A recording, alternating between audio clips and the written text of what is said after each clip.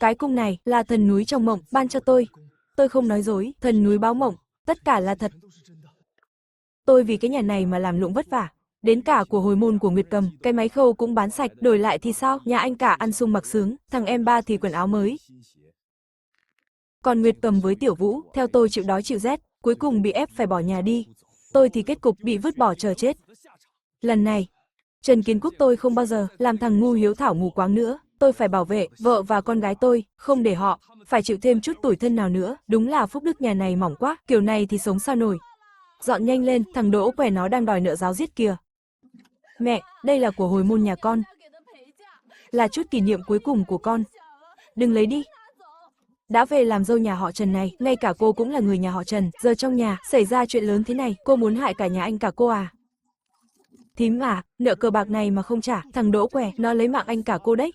Chỉ là nợ cờ bạc thôi mà, tôi sẽ đi làm thuê, bán mặt cho đất bán lưng cho trời cũng sẽ trả cho ông. Trong mơ, tôi cũng từng thế này, hèn nhát đứng nhìn, trơ mắt nhìn anh cả và mẹ cướp mất máy khâu. Tôi đúng là không phải đàn ông. Ái chà, thằng hai, mày điên rồi, buông tay ra. Ôi giời đất ơi. Thằng hai, đây là anh ruột mày đấy, mày dám động tay động chân à? Nợ ai người nấy trả. Đừng hòng lấy của hồi môn của vợ tôi để lấp cái hố sâu của ông. Loạn rồi, loạn thật rồi, nhà họ Trần sao lại sinh ra cái loại nghịch tử vô ơn này?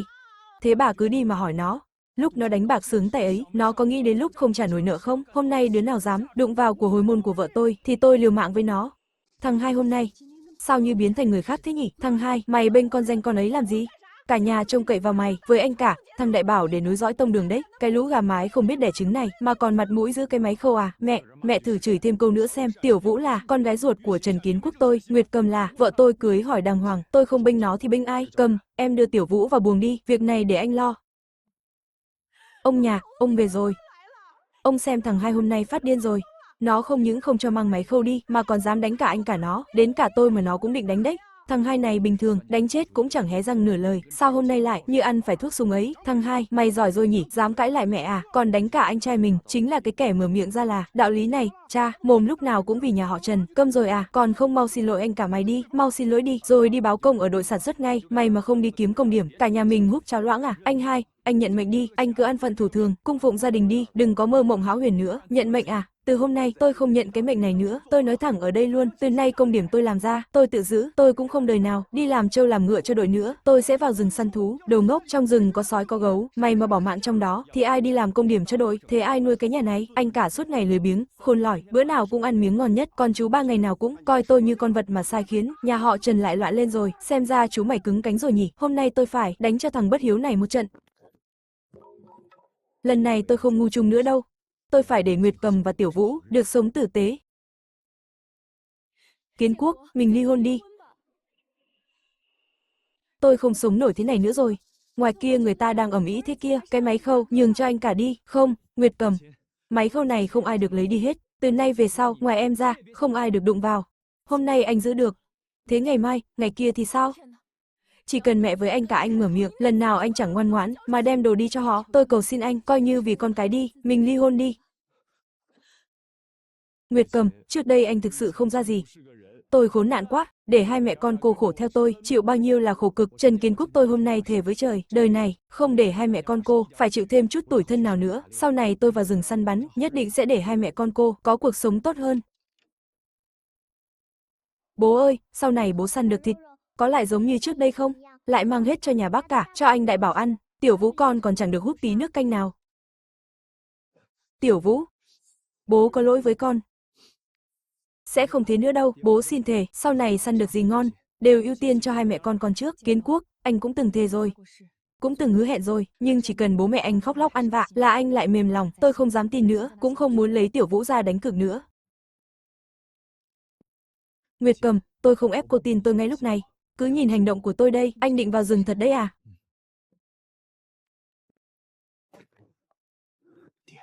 Thằng hai lần này có vẻ làm thật đấy, nó định đi săn thật à? Đi săn? Nó tưởng trong rừng ấy, thú dữ là đồ ăn chơi chắc, cái trốn rừng sâu núi thẳm ấy, hiểm ác lắm. Người săn được thú, ai chẳng phải tay thiện nghệ.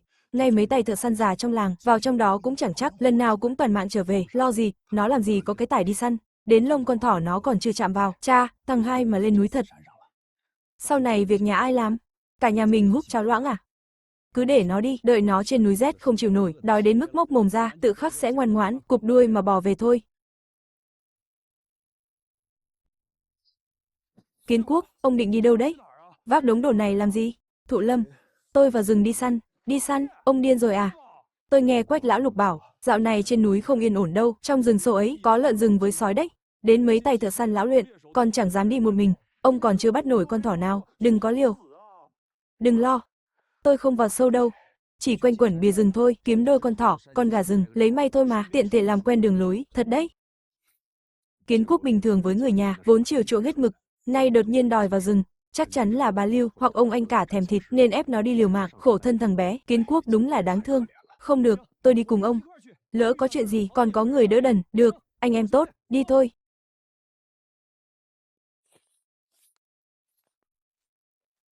Kiến Quốc này, hay là mình về đi? Tôi cứ thấy khu rừng này âm u thế nào ấy, khẽ thôi, vòng qua lối này. Đàn lợn rừng đấy, chỗ bùn mới ủi, mùi vẫn còn mới, đụng vào không xong đâu. Đặt bậy ở đây thôi. Kiến Quốc, sao ông bỗng dưng rảnh thế? Cứ như thợ săn lão luyện ấy. Học trong mơ, ông tin không? Không muốn nói thì thôi. Này Kiến Quốc, thỏ kia, con thỏ to quá. Ái chà, tại tôi cả, nó chạy mất rồi.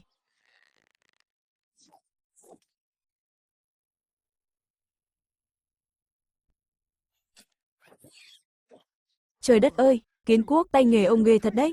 Một mũi tên trúng ngay, lại còn hất nó, văng trúng cái bẫy ông đặt, ông luyện từ bao giờ, mà giỏi thế. Quen tay thôi mà. Con thỏ béo thế này, đủ hầm một nồi to rồi. Ô kìa, chẳng phải thằng hai nhà họ Trần đây sao, nó vào rừng săn được thú thật kìa, nhìn con thỏ béo chưa kìa, tôi cứ tưởng nó khoác lác, ai ngờ cũng có tài thật. Các ông không thấy đấy thôi, Kiến Quốc bắn cùng bách phát bách trúng, bách bộ xuyên dương. Cái tài đặt bẫy ấy, thần tiên có đến cũng phải nể phục. Sau này ai bảo Kiến Quốc vô dụng? Tôi, Trương Thụ Lâm, là người đầu tiên không đồng ý. Được, được, được. Ôi, thợ săn nhà ta về rồi đấy à? Trời lạnh thế này, lên núi hít gió lạnh làm gì, chắc chẳng được gì đâu nhỉ, đã bảo rồi. Đừng đi làm trò cười nữa. Cái này là chú săn được thật à? Ôi giời, chú hay giỏi thật đấy. Anh cả biết ngay mà, chú là người có tài, mau bỏ thỏ xuống đi, đeo nặng thế kia, để anh cầm cho. Ôi, cháu đích tôn của bác, đừng vội, thỏ này là bác săn cho cháu đấy. Chú hai còn đứng ngẩn ra đấy làm gì? Đại Bảo đang tuổi ăn tuổi lớn, bữa thịt thỏ hôm nay thôi rồi, đúng lúc cho thằng Đại Bảo nhà anh, cho nó tẩm bổ, xong, mẹ nó mà mở lời. Kiến Quốc chắc lại như mọi khi, như trước đây, ngoan ngoãn dâng hết đồ cho xem. Mẹ con tôi với Tiểu Vũ chắc chẳng được húp lấy ngụm nước canh. Kiến Quốc nó hiếu thảo, thỏ béo thế này, chắc lại mang biếu bố mẹ rồi. Chẳng thế nữa. Nguyệt Cầm với Tiểu Vũ khổ thân thật, trong cái nhà này, đồ ngon bao giờ, mới đến lượt mẹ con nó, Tiểu Vũ, ngã có đau không con, để bố xoa cho, bố ơi, con không đau ạ. Nguyệt Cầm, mang vào trong nhà đi, thịt hôm nay, nhà mình ăn. Ba người mình ăn thôi, không cho ai hết, ối giời đất ơi. Trần Kiến Quốc, trời đất ơi là trời. Giờ anh cứng cánh rồi nhỉ? Săn được tí thịt mà, đến mẹ mày mà mày cũng không nhận à, đồ sói mắt trắng vô lương tâm. Đồ con bất hiếu. Quy nhưng nhà mày quên hết rồi à, săn được đồ mà không nộp vào bếp chung à, mày muốn làm phản đấy à? Thằng hai, mày ích kỷ quá đấy, cha mẹ bao lâu nay rồi, chưa được miếng thịt nào, thế mà mày chỉ biết lo cho vợ con mày thôi à, mày còn là người không hả? Đúng đấy, anh hai, anh giữ miếng ăn quá đấy, Đại Bảo là cháu đích tôn nhà họ Trần, ăn của anh miếng thịt thì đã sao, sao các người mặt dày thế? Kiến Quốc bao năm nay, làm lụng ở đội sản xuất, tiền với tem phiếu kiếm được, đều đổ hết vào cái nồi chung của nhà họ Trần các người rồi, giờ Kiến Quốc khó khăn lắm, mới đổi được con thỏ, thế mà các người còn mặt mũi đi tranh à? Thụ Lâm nói đúng đấy, ông Trần à, lòng dạ các người cũng quá quất lắm rồi, Kiến Quốc cũng là con trai các người mà, sao lại coi nó như đứa ở thế? Thằng hai trước đây chưa bao giờ dám cãi tôi nửa lời, giờ tự dưng như biến thành người khác, chắc chắn là bị con đàn bà này bỏ bùa mê rồi, tôi hiểu rồi. Thằng hai, mày nghe lời con đàn bà này, rót mật vào tai nên mới bị nó xúi giục, nó còn chẳng đẻ nổi, thằng con trai nào giữ lại làm gì? Kiến Quốc, mày bỏ ngay nó cho tao. Đúng đấy, con này nó sát chồng. Mày giữ nó, sớm muộn cũng lụi bại, bỏ ngay đi, tất cả im mồm. Tôi, Trần Kiến Quốc, có vợ có con thế là đủ rồi. Ai còn dám nói chuyện bỏ vợ tôi? Nói xấu vợ tôi một câu, đừng trách tôi, Trần Kiến Quốc không nhận người thân nữa. Được lắm, vì người ngoài. Mà mày dám không nhận cả mẹ đẻ à? Mày không đẻ được con trai, sau này già yếu ốm đau thì sao? Đến đứa chống gậy đưa tang, cũng chẳng có lấy một mống. Tôi xem anh ăn nói thế nào, với tổ tiên nhà họ Trần. Bà Lưu này, bà nói thế ác quá rồi đấy. Đâu có người mẹ nào lại trù ẻo con trai mình như thế, đúng đấy, trai hay gái thì cũng là con cả, Kiến Quốc bảo vệ vợ thế này, mới là đàn ông chứ, đây là chuyện nhà họ Trần chúng tôi, chuyện trong nhà, không đến lượt người ngoài xen vào, tất cả giải tán hết cho tôi. Con muốn ăn thịt thỏ. Thôi đi chú hai, người một nhà cả, đừng nói thế, có hiểu lầm gì thì nói ra là xong. Anh cũng chẳng phải nhất định muốn tranh đồ của chú, nhưng chú xem này, Đại Bảo đang tuổi lớn, đói đến trơ cả xương rồi. Chú ba chú dạo này lại sắp xem mắt, cũng cần bồi bổ để còn giữ thể diện. Đúng đấy, hoàn cảnh nhà mình giờ thế này mà, chú thừa biết rồi còn gì, của ngon phải để người cần, mẹ con nhà kia suốt ngày ở nhà chẳng làm việc nặng, ăn vào cũng phí của. Chú là chú hay, chẳng lẽ cứ trơ mắt ra, nhìn cháu mình và em trai ruột chịu khổ à? Im lặng là chịu nhượng bộ rồi, bản chất nó vẫn là thằng Trần Kiến Quốc dễ bảo thôi. Được. Tôi đã bảo mà, thằng hai đúng là đồ nhu nhược, sao mà, thoát khỏi tay tôi được. Anh hai, thế mới phải chứ, thỏ béo thế này. Tôi tính thế này, 2 cái đùi sau cho Đại Bảo, đùi trước cho tôi. Còn xương thì ninh canh. Cho chị dâu Nguyệt Cầm, cũng được húp tí nước. Thế là không bạc đãi rồi. Chú hai vẫn là người biết điều. Đưa anh cả mau. Chú hai, chú làm cái gì đấy, chẳng phải đã bàn rồi sao, các người vẫn chứng nào tật nấy, chẳng thay đổi chút nào, con thỏ này, tôi nói không cho là không cho, được, hay cho thằng Trần Kiến Quốc, mày dám giở trò với tao à, thằng con nghịch tử, đồ con cái bất hiếu. Hôm nay tao phải cho mày một trận. Thằng hai, đừng có mà rượu mời không uống lại muốn uống rượu phạt, tưởng săn được con thỏ là lên mặt được à, mày đã không biết điều, thì sau này trong cái nhà này, đừng hòng sống yên ổn. Cầm, anh xin lỗi. Vừa rồi để em chịu thiệt thòi rồi, anh cố tình thuận theo họ, chỉ để em nhìn rõ, bản chất họ mãi chẳng đổi. Nhưng anh, Trần Kiến Quốc, đã khác rồi, anh hứa với em, từ nay về sau, từng đồng tiền hạt gạo trong nhà, đều giao hết cho em quản lý. Nguyệt Cầm, em theo anh khổ nhiều rồi, sau này anh sẽ để em, được sống cuộc đời sung túc, vàng bạc đầy tay. Con thích bố bây giờ hơn. Bố bây giờ là nhất.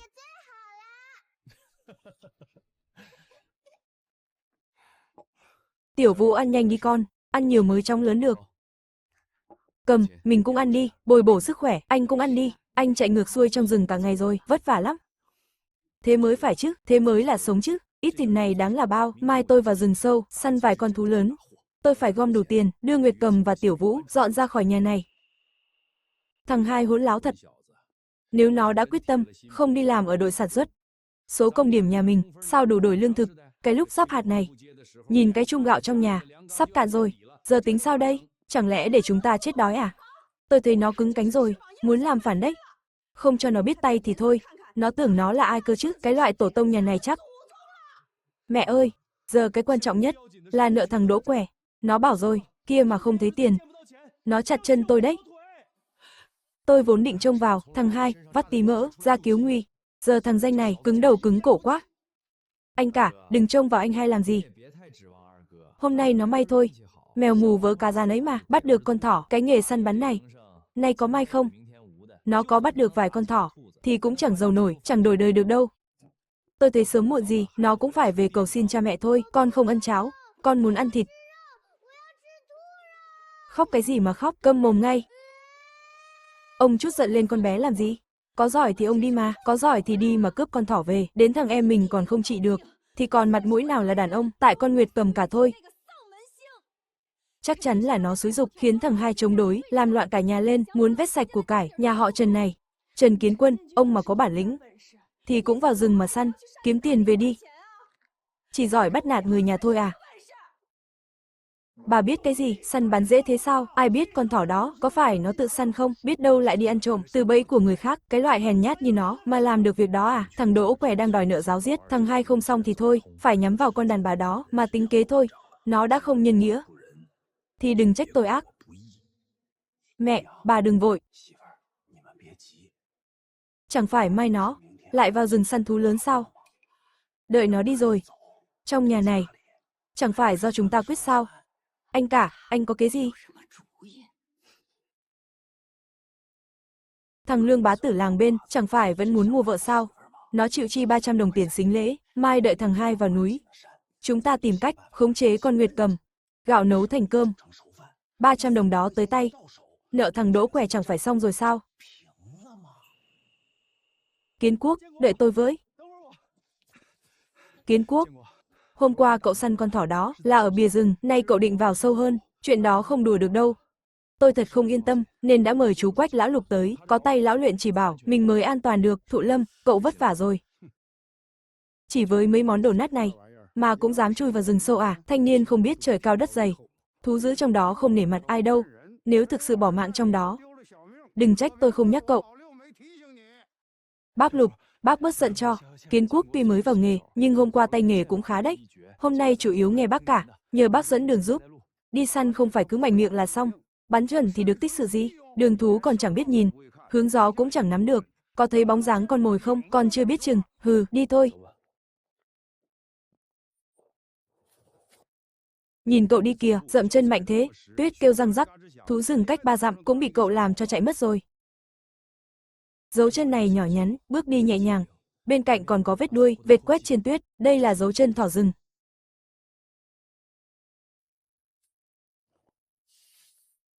Đúng là thỏ rừng, nó hay quanh quẩn khu này kiếm ăn, hàng chắc ở gần đây thôi. Thỏ rừng, cậu nằm mơ à?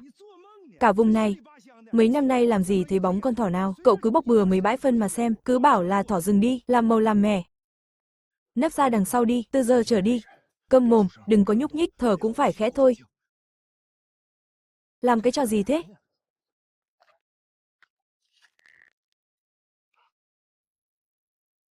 Ôi giời đất ơi! Nó tìm thấy thỏ thật kìa. Đừng có đánh động, đợi nó ăn mồi, nó lơ là rồi hãy ra tay. Hừ, con thỏ này khôn lắm. Bắn trượt rồi, đừng hòng tìm thấy nữa, mau xuống núi đi. Đừng ở đây làm trò cười nữa, máu còn nóng, dấu chân trước sâu sau nông. Nó mất sức nhanh lắm. Chắc chắn chui vào hang cũ trong hốc đá rồi, nó không chạy xa được đâu. Thụ Lâm, cầm đồ theo tôi đuổi theo. Nó ở trong đó, Thụ Lâm, ra đầu gió canh đi.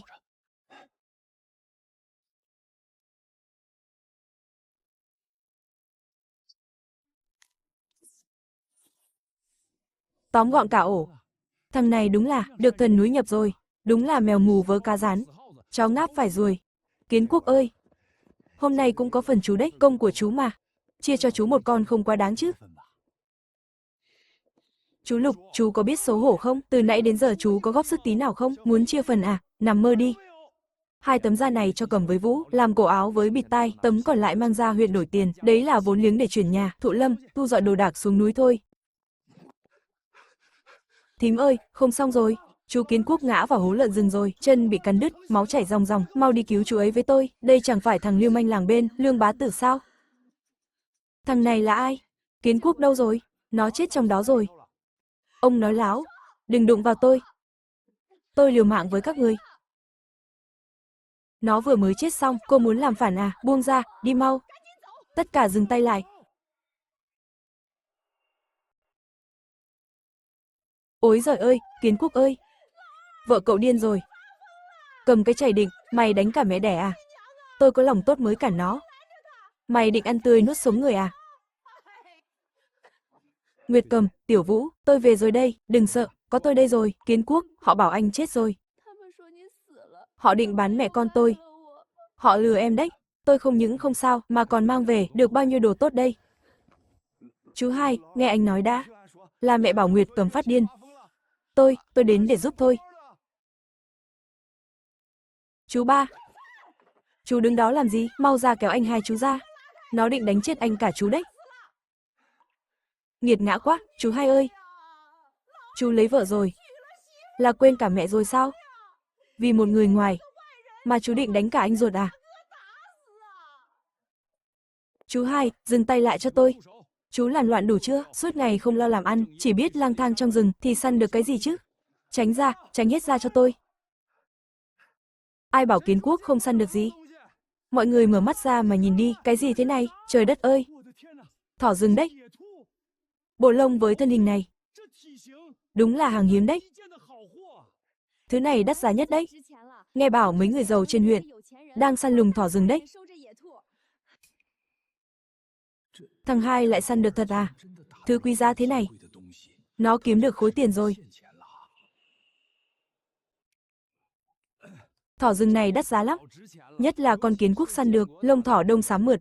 Lông tơ dày dặn, mang lên huyện bán được giá lắm. Nguyệt Cầm, em đưa Tiểu Vũ vào nhà nghỉ đi, việc này để anh lo.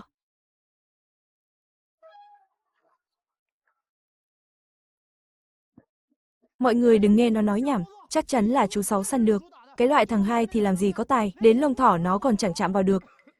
Ai săn thì cũng vậy, mang về nhà là của nhà họ Trần. Thằng hai, mày đánh anh cả da nông nỗi này, phải lấy bộ da này đền bù. Đúng đấy, Đại Bảo, mùa đông này, đến cái khăn quàng tử tế cũng không có, cổ rét đỏ cả lên rồi, tay thằng ba cũng nứt toát ra rồi. Anh là anh hai, chia ra 2 tấm da đi.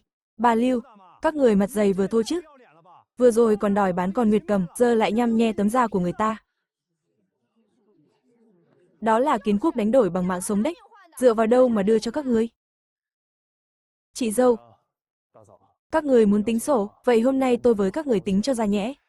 Chị dâu về nhà họ Trần này, chăn mới đắp, áo mới mặc.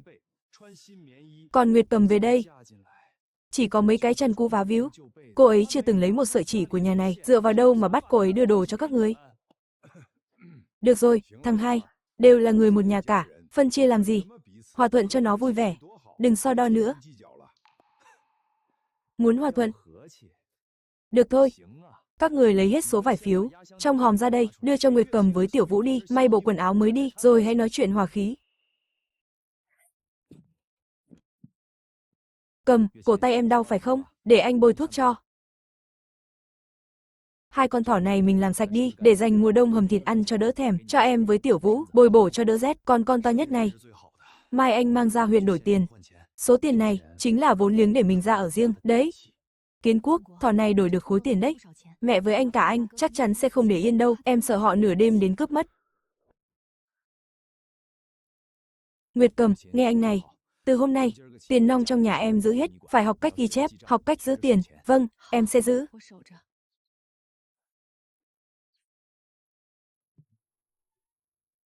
Mẹ, thằng hai lần này làm thật rồi.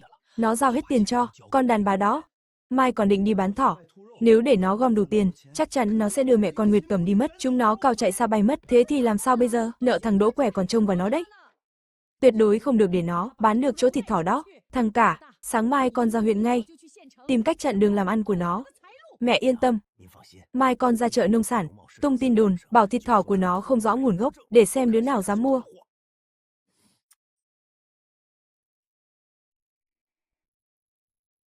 Này bác, hôm nay nếu có người đến bán thịt thỏ rừng tươi, bác đừng có mua đấy. Sao thế? Thịt thỏ rừng tươi là hàng hiếm đấy. Sao tôi lại không mua? Tôi là người thế nào? Anh trai tốt ạ, nói thật với bác, chỗ thịt đó không sạch đâu, là đồ săn trộm đấy. Đến lúc kiểm tra, người bị bắt đầu tiên là bác đấy. Ối giời, thế thì không nhận, cảm ơn chú đã nhắc. Chà, hàng ngon đấy. Thỏ rừng tươi rói, béo ngậy đây, hiếm lắm đấy, tôi không nhận đâu, mang về đi. Bác ơi, vừa nãy bác bảo hàng tươi ngon mà, giá cả mình bàn lại được mà, đừng nói nhiều, hàng không rõ nguồn gốc, tôi không nhận, đi nhanh cho tôi.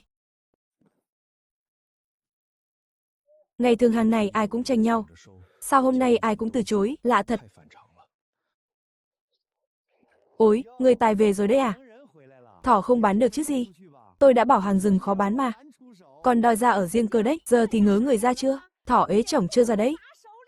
Chú hai, đừng làm trò nữa, để lâu thỏ hỏng hết, chi bằng mang về cho thằng Đại Bảo bồi bổ. Hóa ra là anh cả tung tin đồn nhảm.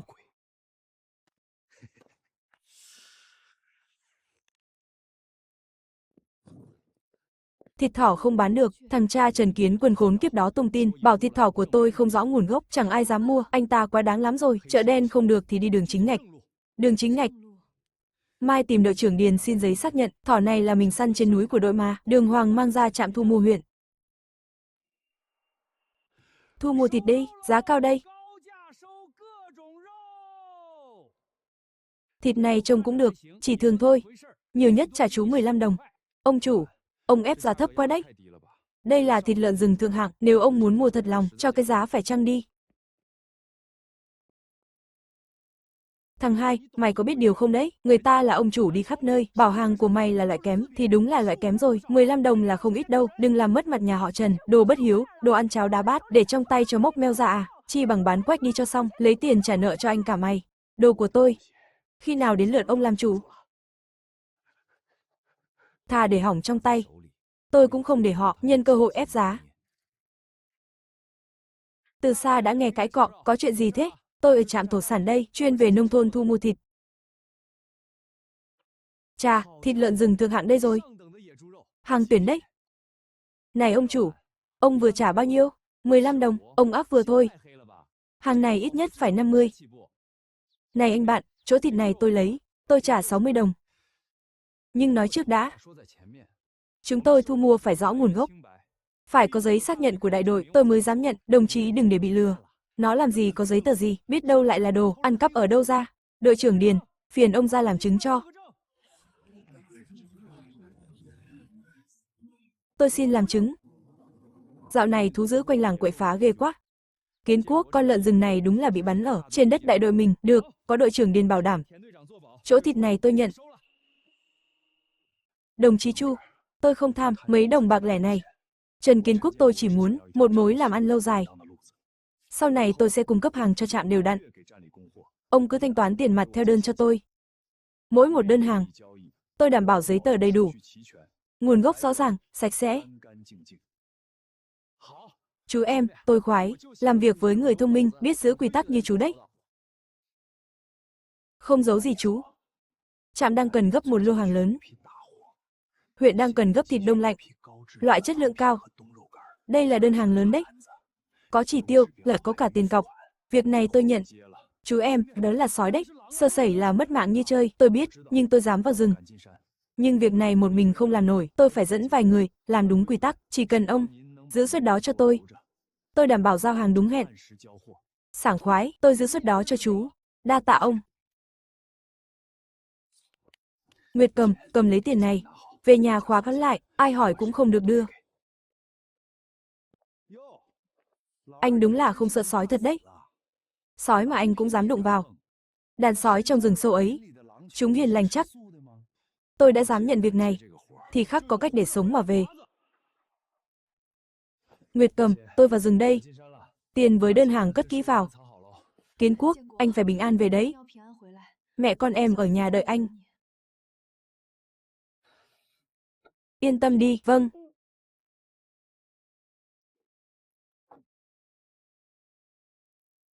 Thằng con bất hiếu, mày định vào rừng nộp mạng à? Không đi làm điểm cho đội, lại để hũ gạo nhà này cạn đáy rồi. Thằng hai, hôm nay, mày mà dám bước chân ra khỏi cổng, thì từ nay đừng nhận tao là cha nữa.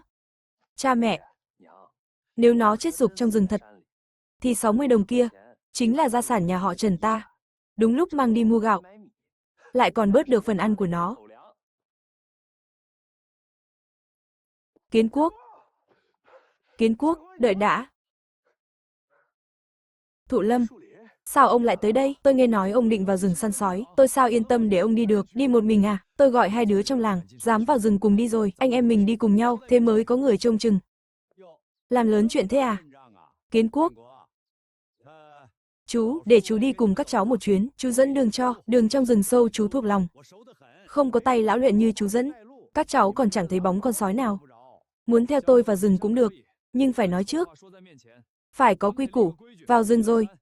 Mọi việc phải nghe tôi. Thấy sói không được hét to, càng không được chạy lung tung. Đi thôi. Thanh niên bây giờ ấy à, gan thì to thật. Nhưng gan to chưa chắc đã giữ được mạng. Trong rừng, thứ ăn thịt người đôi khi chẳng phải sói, mà là sự ngu ngốc. Đàn sói vừa đi qua chưa lâu, nhìn dấu vết này xem, chúng cắn được con mồi, đang tha về chỗ khuất gió đấy. Vây nó lại mau. Thịt dâng tận miệng đấy. Im mồm, đừng để lũ đằng sau đánh hơi thấy. Bịt vết thương lại mau, đừng để mùi máu bay ra, khiêng con lợn rừng xuống hướng gió ngay, xử lý cho sạch đi.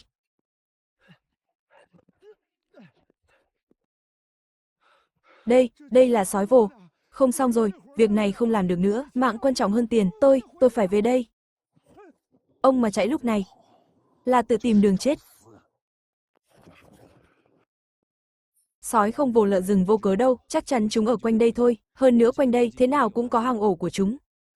Cắn được miếng thịt to thế này, chứng tỏ có con to hơn. Muốn sống sót, muốn kiếm tiền thì phải nắm rõ đường đi. Ai dám chạy lúc này, làm kinh động bầy sói thì đừng hòng sống. Đồ điên. Đúng là lũ điên. Để tôi xem các ông chết thế nào.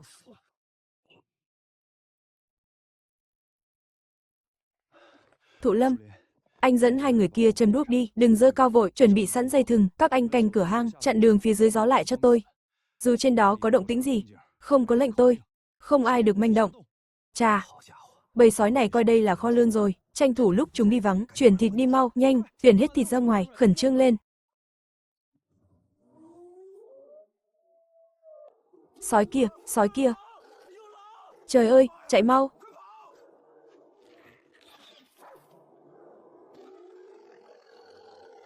Đừng hoảng, châm đuốc lên. Ba người các anh lên dốc mau, chạy về làng đi, tôi chặn hậu. Kiến Quốc, thế anh thì sao? Bớt nói nhảm đi, ở lại là chết đấy, đi mau.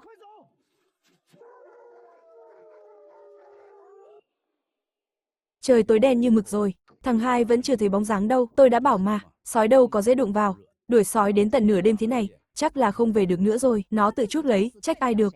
Việc đội không làm, công điểm không lấy, cứ thích vào rừng làm anh hùng rơm.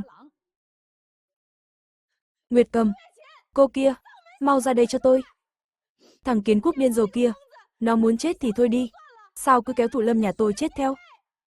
Thúy Hoa, cô đừng có mà gào thét ở sân nhà tôi nữa, thằng hai vào rừng, là nó tự muốn thể hiện. Chúng tôi không ép nó. Nó có chết ngoài đó, thì nhà họ Trần chúng tôi không liên quan gì cả. Đúng đấy, chân mọc trên người Thụ Lâm. Nó cứ đòi đi theo chịu chết, cô đi mà tìm vợ thằng hai mà làm loạn, đừng có đổ vạ lên đầu chúng tôi. Nguyệt Cầm, cô giả vờ cái gì? Chồng cô hại chồng tôi rồi, hôm nay cô phải cho tôi lời giải thích. Kiến Quốc ơi, anh đừng có mệnh hệ gì nhé. Anh từng hứa bảo vệ hai mẹ con mình mà. Thím à, nghe anh khuyên này. Thúy Hoa đang làm loạn ở đây, thế này không ổn đâu, thằng Kiến Quốc phen này e là lành ít dữ nhiều, thím à, giờ chỉ có anh mới cứu được nó. Nhưng vào rừng tìm người phải tốn kém. Thím mang cái máy khâu đó ra, cầm cố lấy ít tiền đi, anh sẽ dẫn người lên núi ngay. Đón thằng Kiến Quốc về, tiện thể tìm luôn thằng Thụ Lâm, anh cả, anh đừng lừa em nữa, trước khi đi, anh Kiến Quốc dặn rồi, ai đến đòi tiền hay đòi đồ đều không được đưa, đồ đàn bà không biết điều này, mạng thằng Kiến Quốc quan trọng, hay cái máy khâu rách đó quan trọng. Anh cả, nói nhảm với nó làm gì, phá cửa vào đi, các người làm gì đấy, đây là cướp ngày à, nếu nó còn sống mà về được, tôi xin viết ngược tên Trần Kiến Quân lại.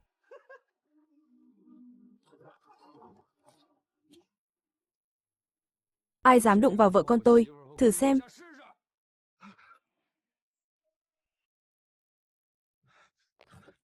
Các người không biết đâu, vừa nãy nguy hiểm thế nào đâu.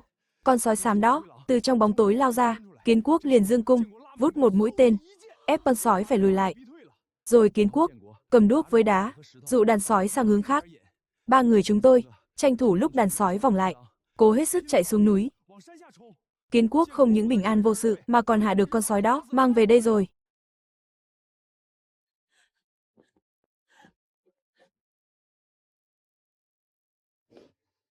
Kiến Quốc, anh làm em sợ chết khiếp.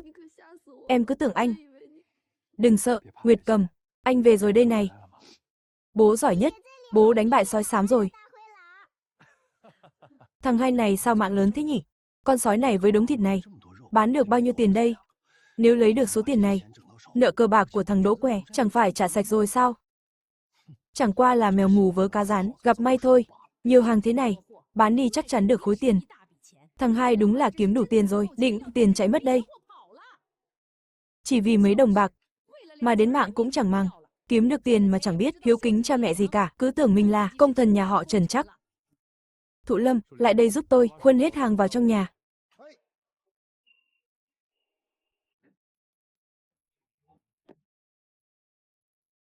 Khá lắm, chú Kiệt Quốc.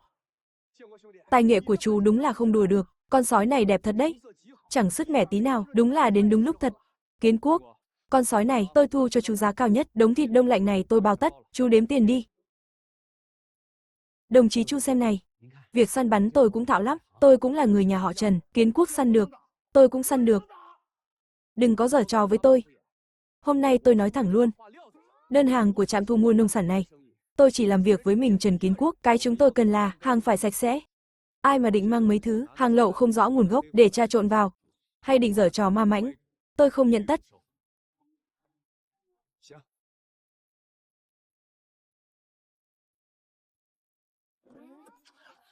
Mời ông về cho. Cầm lấy đi em. Từ nay, việc nhà em lo cả, tiền nong em giữ lấy. Tiền nhiều thế này, sao lại để rơi hết vào tay con danh đó chứ, chỉ cần lấy được tiền.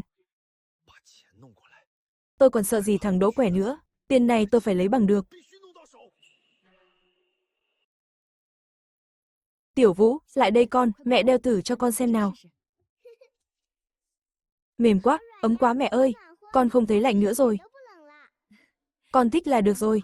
Đây là cha con, đánh cược hiểm nguy mới mua được đấy.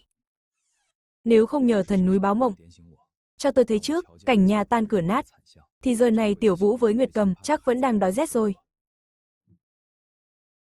Nguyệt Cầm, tiền đã đưa em rồi đấy. Từ hôm nay trở đi, mọi khoản thu chi trong nhà, mình phải lấy sổ ghi chép cẩn thận. Kiến Quốc, nhiều tiền thế này để chỗ em. Em vẫn thấy lo lo, em là chủ nhà này. Tiền không đưa em thì đưa ai? Việc đầu tiên, mình lo chuẩn bị lương thực, than sưởi cho mùa đông đi. Việc thứ hai, để riêng tiền học phí, cho Tiểu Vũ đi học mùa xuân tới, con cái nhất định phải được đi học. Vâng, em ghi nhớ cả rồi. Thế còn số tiền còn lại thì sao? Số tiền còn lại, đợi gom đủ, mình lên huyện xem nhà.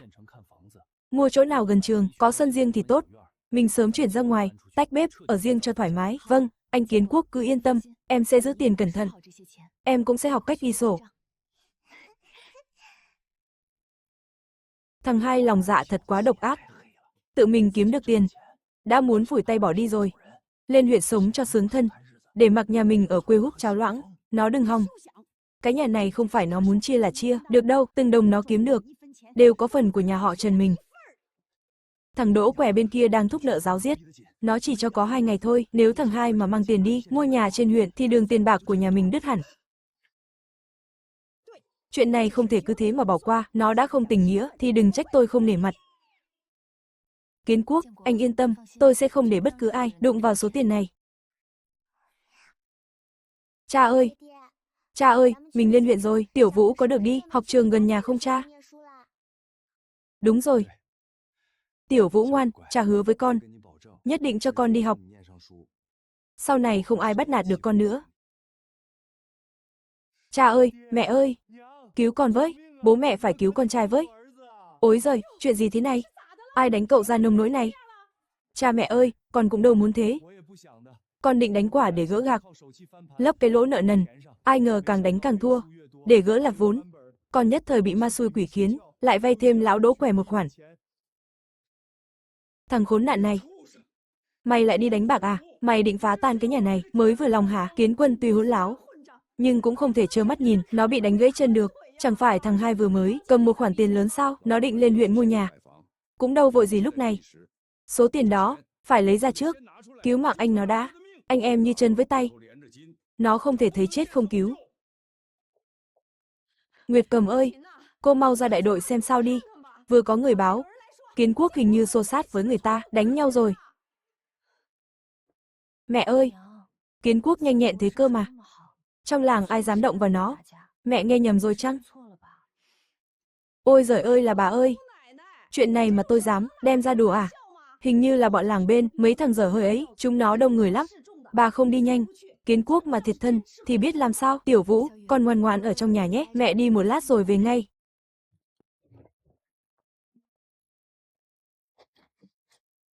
Cái hộp sắt đó chắc chắn giấu trong nhà này. Chỉ cần tìm thấy tiền và giấy thu mua, lôi ra được là xong nợ. Chết rồi, cửa không khóa. Đỗ gia, ông nếm đi, cả gốc lẫn lãi, không thiếu một xu, thằng bé cũng biết điều đấy, mau điểm chỉ đi, sau này đừng có chọc vào tao. Đó là tiền Kiến Quốc đánh đổi bằng mạng sống, mới có được, các người không được lấy, trả lại cho tôi, cút sang một bên, đừng làm lỡ việc trả nợ của tao, cứu mạng, tôi giết cô đấy. Con danh này, tiền hay mạng người quan trọng hơn? Cô cố tình muốn nhìn Kiến Quân bị đánh chết à? Cô đang làm lỡ việc cứu người đấy. Mẹ sao thế?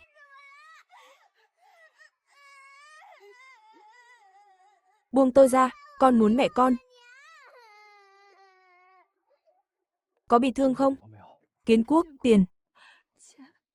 Họ cướp tiền đi rồi. Ai cho phép vào sân nhà tôi, trả tiền cho tôi. Nợ thì phải trả. Đó là lẽ đương nhiên. Tiền đã vào tay, Đỗ Quẻ này rồi, thì đừng hòng lấy lại. Nguyệt Cầm, bế Tiểu Vũ vào nhà đi.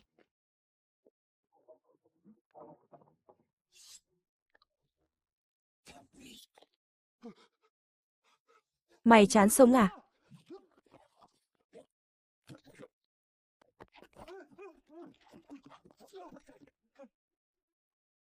Đòi lại tiền cho tôi. Thằng họ Trần kia, đừng có mà láo, tiền trong túi tao đây, có giỏi thì vào mà lấy. Tao nói lại lần cuối, lôi tiền ra đây. Không thì, hôm nay đừng hòng đứa nào đi thẳng ra khỏi đây, bước ra khỏi cái sân này. Chú Kiến Quốc à, có gì từ từ nói, tôi cầm nhầm tiền thôi. Thật đấy, nhầm thật mà. Trần Kiến Quân, đừng có lấy tiền người khác, mà lừa tao. Món nợ này chưa xong đâu, 2 ngày nữa tôi quay lại. Nếu ông không chuẩn bị đủ tiền, tao bẻ gãy chân ông đấy. Ai nợ thì tự đi mà trả. Từ giờ, đứa nào còn dám đụng vào, một sợi tóc của Nguyệt Cầm với Tiểu Vũ, còn dám nhòm ngó tiền nhà tôi, đừng trách tôi không nể tình. Không chừa cho đường lui. Cha mẹ ơi! 2 ngày nữa thằng Đỗ Què chắc chắn sẽ lại dẫn người đến. Lần này mà không trả đủ tiền, nó lấy mạng tôi mất. Kiến Quốc à, dù sao thì anh em các người cũng là máu mủ ruột già cả. Chẳng phải chú có tiền sao? Lấy ra cứu anh chú đi, dù sao cũng là anh em. Chú nỡ lòng nhìn anh mình chết sao? Hôm nay anh phải lôi tiền ra đây. Anh tự mình đứng trước mặt bố mẹ đi, nói cho rõ ràng, rốt cuộc nợ bao nhiêu tiền, nợ thế nào? Tôi lại ra sòng bạc ngoài trấn.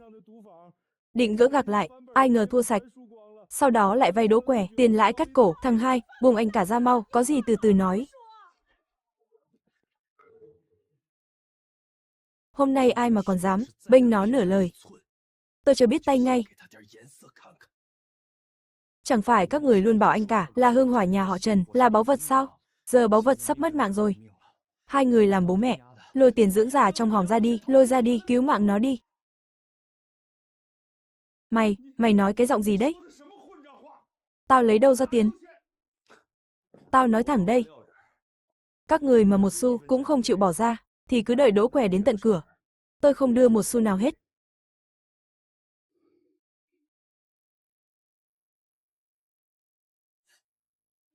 Anh cả à? Đây là tiền dưỡng già của mẹ đấy. Anh cầm lấy mà trả nợ đi. Sau này đừng có cờ bạc nữa.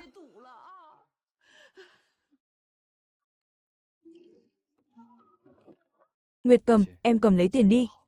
Số tiền này không ai cướp được đâu. Kiến Quốc, tôi sợ họ lại đến cướp. Đừng sợ, sáng mai mình lên huyện xem nhà. Là đặt cọc ngay.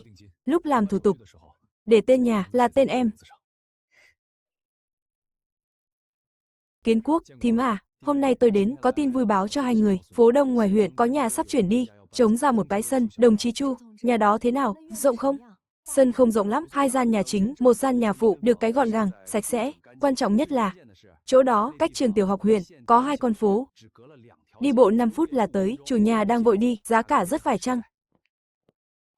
Kiến Quốc, sân này đẹp thật, Tiểu Vũ chắc chắn sẽ thích. Nhà này vốn dĩ tôi chẳng nỡ bán đâu, giá chốt 1.800 đồng, 1.800, dù có cộng cả số tiền Kiến Quốc bán mạng đi săn tích cóp bấy lâu nay. Vẫn còn thiếu 200-300 nữa. Bác chủ nhà ơi, chỗ tiền này chúng tôi vẫn còn thiếu chút ít. Kiến Quốc, thiếu bao nhiêu? Tôi quyết định thế này, tạm ứng trước cho cậu. Theo đơn hàng tới, cứ gom đủ tiền đã, mua được nhà mới là quan trọng nhất. Anh Chu, ơn này Trần Kiến Quốc tôi xin ghi nhớ. Cô em, nhà này từ nay là của hai người rồi, cất ký chìa khóa với giấy tờ đi. Cảm ơn anh. Cảm ơn đồng chí Chu.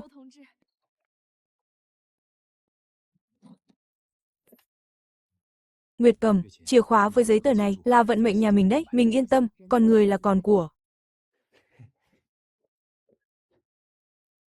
Chị dâu, nghe gì chưa? Thằng hai nó mua nhà trên huyện thật rồi đấy. Thằng hai giờ cánh cứng rồi. Kiếm được tí tiền lẻ là chẳng coi bố mẹ ra gì. Nếu để chúng nó chuyển lên huyện thật thì sau này trong nhà chẳng còn ai trị được nó nữa. Ý anh là sao? Mình phải nghĩ cách không để chúng nó mua nhà dễ thế được. Mẹ xem thằng hai, nó làm ăn kiểu gì thế? Nó lên huyện hưởng phúc để cả nhà mình trong cái nhà đất nát này, người ta đến xem mắt con, biết nhà mình thế này thì hỏng hết. Mày càm ràm với tao làm gì? Thằng đó giờ chỉ biết mỗi con vợ nó thôi.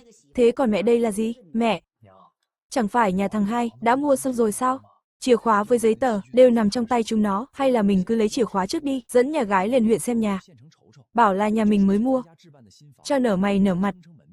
Đợi con cưới được vợ về, gạo đã nấu thành cơm rồi. Lúc đó trả lại chìa khóa, cho thằng hai cũng chưa muộn. Liệu có được không? Cái hộp sắt đó, con Nguyệt Cầm nó giữ kỹ lắm. Cướp ngang thì không xong đâu, con có kế này, mẹ cứ giả vờ ốm đi. Con Nguyệt Cầm đó, chẳng phải nó coi trọng danh tiếng lắm sao? Mẹ chồng ốm nằm đó, nếu nó dám trốn trong nhà, không chịu ló mặt ra, con sẽ đi khắp làng, bêu rếu nó là đứa bất hiếu. Chỉ cần nó bước chân ra ngoài, con sẽ lẻn vào lấy đồ ra. Ôi giời ơi, ôi giời, tim tôi đau quá. Đau chết tôi rồi. Thằng cả, thằng ba đâu cả rồi? Thế này là muốn giết tôi rồi. Thằng Kiến Quốc lại không có nhà. Nếu tôi cứ mặc kệ nó cứ nằm trong nhà kêu gào mà mình không ngó ngàng, thì tiếng xấu đồn xa, chẳng biết người ta lại tiêu dệt thế nào, lại bảo thằng Kiến Quốc bất hiếu. Mẹ ơi, chiêu giả ốm này hiệu nghiệm thật. Chìa khóa với giấy tờ nhà, con Trần Kiến Dân lấy rồi.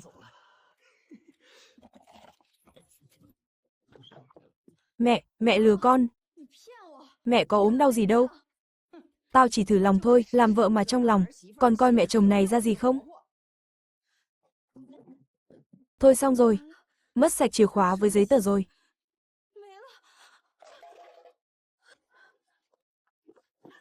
Kiến Quốc ơi, nhà mình lại có chuyện rồi. Chúng nó lấy trộm chìa khóa với giấy tờ nhà rồi. Nguyệt Cầm, bế con Tiểu Vũ theo anh. Cái sân nhà chúng mày đây, gạch xanh lát nền, sáng sủa thật đấy. Đây là đất nhà họ Trần chúng tao, để tôi cưới vợ, sắm sửa nhà mới. Chỉ cần chúng ta định xong chuyện cưới xin, cưới xong rồi, các người cứ dọn vào mà hưởng phúc. Ai cho phép các người vào đây? Cút ra ngoài ngay, anh hai, sao anh lại tới đây?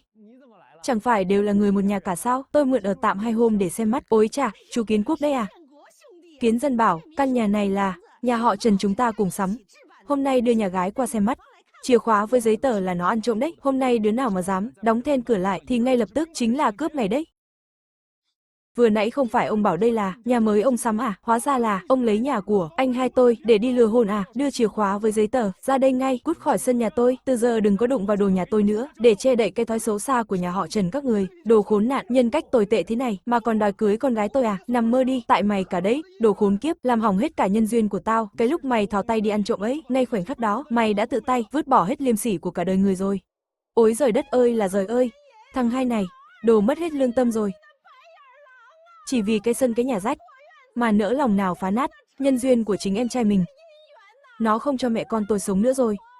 Kiến Quốc, việc này con làm quá đáng lắm rồi đấy. Đằng nào nhà cũng mua rồi, đều là người nhà họ Trần cả. Con mau mang giấy tờ nhà lên đại đội sang tên nhà họ Trần đi. Nhà này là tôi đổi bằng mạng sống mới có tiền mua đấy. Ai còn dám thò tay vào lần nữa, tôi lên thẳng đồn công an. Chuyện các người trộm chìa khóa, trộm giấy tờ nhà, phải nói cho ra nhẽ. Thằng hai, mày có lấy lại được chìa khóa thì đã sao nào? Tiền nong mày dồn hết vào mua nhà rồi, giờ trong túi mày chẳng còn xu nào chứ gì. Không có tiền mua đồ đạc thì các người cũng chẳng ở được đâu. Việc đó không cần anh bận tâm. Kiến Quốc, trạm vừa nhận đơn hàng gấp.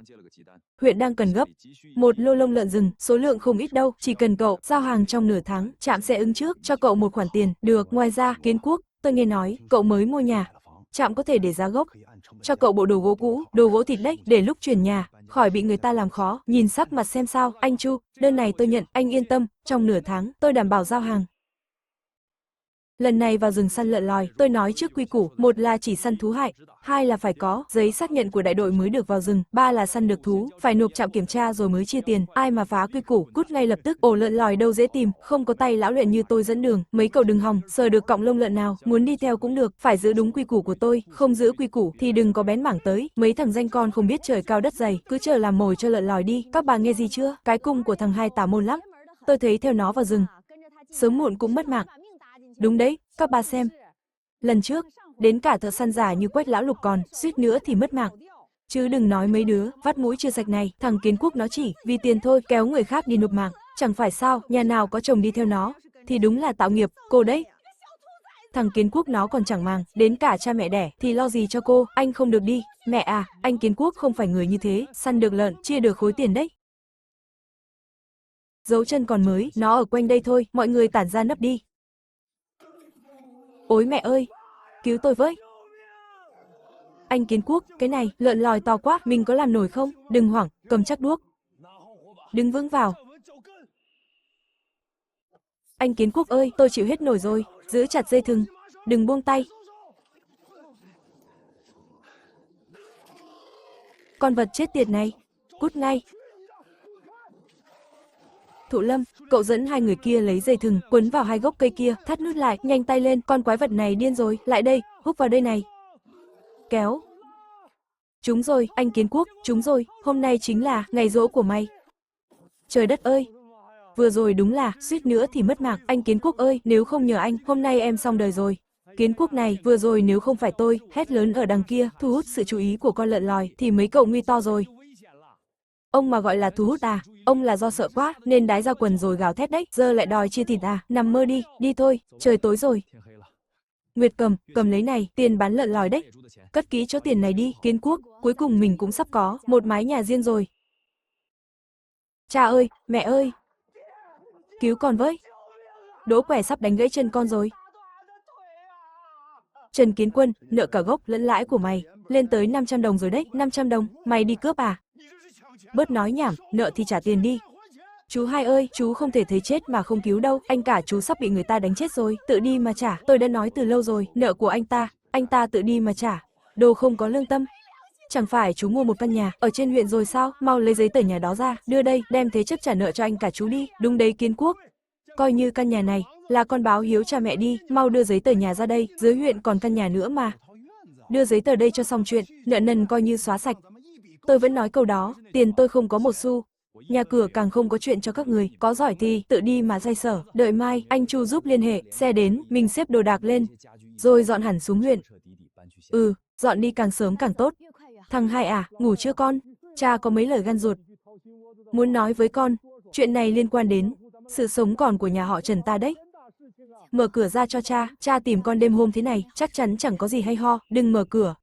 Nguyệt Cầm, cha ông ta lại giở trò đấy, tôi chán nghe mấy trò đó rồi, chắc chắn là lại đang giở trò gì rồi, khóa chặt cửa vào, tôi không gọi thì tuyệt đối đừng ra ngoài. Thằng Hai, lời thằng Đỗ Quẻ hôm nay, chú cũng nghe rồi đấy, lãi mẹ đẻ lãi con, cao ngất trời rồi. Nếu chú không mang giấy tờ nhà trên huyện ra thế chấp, thì đôi chân anh cả không giữ nổi đâu. Lần trước ép tôi đưa tiền cứu anh cả, nay lại muốn tôi mang nhà đi cứu anh ta, ngày mai có phải đến cả mạng Nguyệt Cầm các người cũng đem đi gắn nợ không? Chú Hai, em trai ơi, cứu anh với. Chỉ cần giữ được cái mạng này, sau này chú bảo gì anh cũng nghe. Anh xin làm trâu làm ngựa cho chú nghe thấy không? Anh cả đã cầu xin chú rồi đấy, sao còn chưa mau giao nhà ra? Nhà mất thì làm lại được. Anh cả mà mất mạng, tôi xem chú ăn nói sao với tổ tiên. Hôm nay tôi nói thẳng đây, tiền tôi không bỏ một xu, nhà càng không thể đụng vào, muốn cứu anh cả cũng được, nhưng phải theo quy tắc của tôi. Trần Kiến Quân, anh tự viết giấy nợ đi. Giấy trắng mực đen rõ ràng, rồi cút ra ngoài, mà làm lụng trả nợ. Chú nói cái gì mà nghe lạ đời thế, từ xưa tới nay, đâu có cha mẹ nào viết giấy nợ cho con, đâu có anh trai nào viết giấy nợ cho em trai, chú định làm cái trò nghịch tử đấy à?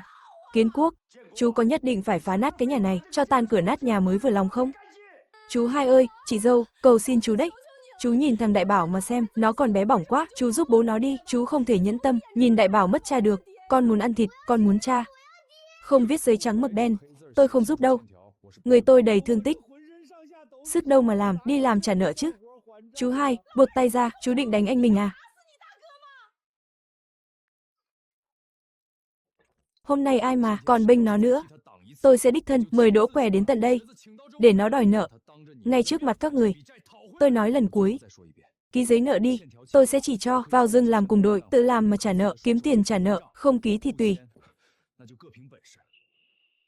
Ối giời ơi, bà con làng xóm phân xử cho tôi gây nghiệp gì mà đẻ ra cái đứa không có lương tâm này. Thằng Hai nó có tiền, mua nhà to trên huyện Hưởng Phúc, thế mà trơ mắt nhìn anh cả nó sắp bị người ta đánh gãy chân mà chẳng đoái hoài. Khổ thân thằng Đại Bảo nhà tôi, còn bé tí đã sắp mất cha.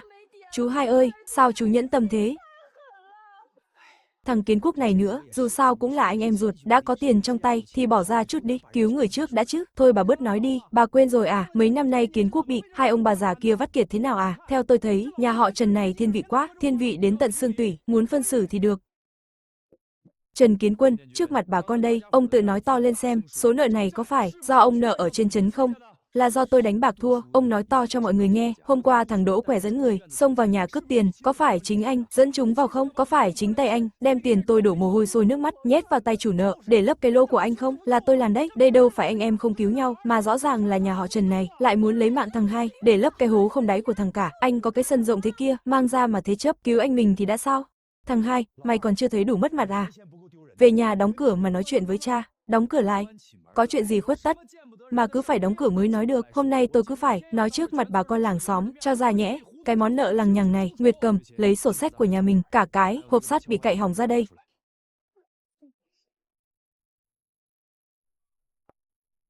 Bà con nghe cho rõ đây, tôi, Trần Kiến Quốc, không phải là không phụng dưỡng, mà tôi không muốn tiếp tục nữa, làm cái đứa để họ muốn vơ vét thế nào thì vơ vét. Hơn nửa năm nay, từng đồng tôi đi săn kiếm được, có đồng nào không phải là tôi đánh đổi bằng mạng sống không? Thế mà họ thì sao? Anh cả nợ cờ bạc, dẫn người đến cướp sạch, thằng em muốn đi xem mắt, liền cạy hộp của tôi, trộm chìa khóa với giấy tờ, tính ngược về trước nữa. Bao năm qua tôi làm công điểm cho đội, nộp tem phiếu, thú săn mang về, có lần nào không bị các người cướp đi cho anh cả ăn thịt, cho thằng em mua giày mới. Còn vợ con tôi thì sao? Vợ và con gái tôi thì sao? Giữa mùa đông lạnh giá, đến cái áo bông không miếng vá cũng chẳng có. Anh đừng kể nữa, nếu phơi bày hết ra, sau này nhà họ Trần chúng ta trong làng thì còn mặt mũi nào mà nhìn ai nữa. Cô im miệng ngay. Hôm nay, trước mặt bà con làng xóm, tôi, Trần Kiến Quốc, xin tuyên bố, từ hôm nay tôi và Nguyệt Cầm chính thức tách hộ, chia bếp. Từ nay nợ cờ bạc của Kiến Quân, tiền cưới hỏi của Kiến Dân, tôi không liên quan gì hết. Đồ nghịch tử bất hiếu, mày muốn làm phản đấy à? Nếu bố mẹ thực sự coi con là con trai thì đừng coi con như kẻ sai vặt nữa. Không tiền thì lấy đồ đạc mà trừ nợ, niêm phong cái sân rách này lại cho tôi.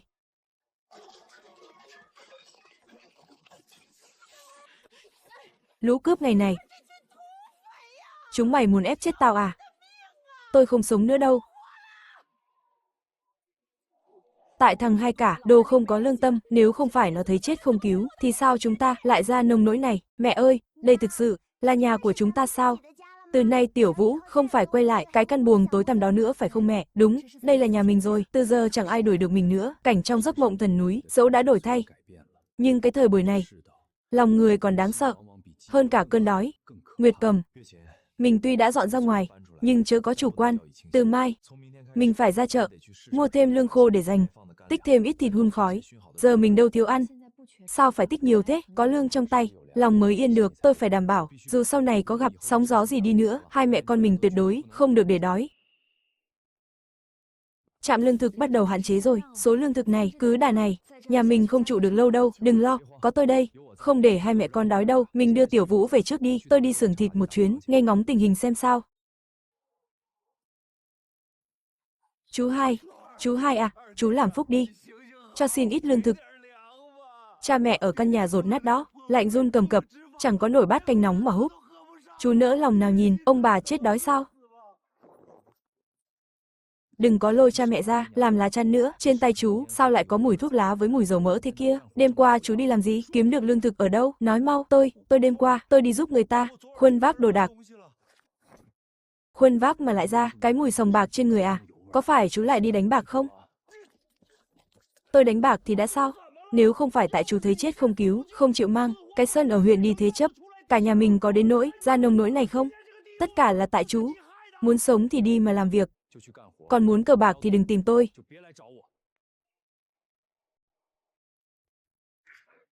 Giờ thịt là hàng khan hiếm đấy, trạm thổ sản vừa nhận được mấy đơn hàng lớn của các đơn vị, họ đang giục tăng lượng cung ứng, anh yên tâm, về giá cả, trạm có thể nâng thêm cho anh một chút, anh Chu à, tăng lượng hàng thì không vấn đề gì, nhưng anh có thể thanh toán trước một phần, tiền hàng đợt này cho tôi không, thanh toán trước à? Tôi phải để Nguyệt Cầm lo, lương thực trong nhà, cả than tổ ong cho đủ đầy, lo xong xuôi việc nhà, tôi mới yên tâm và dừng săn hàng. Được, tôi tin cái tính, chăm lo gia đình của anh, chiều nay tôi sẽ chuyển tiền cho anh, nhưng anh phải cẩn thận, dạo này trong rừng không yên ổn đâu, anh yên tâm, tôi biết quy tắc mà.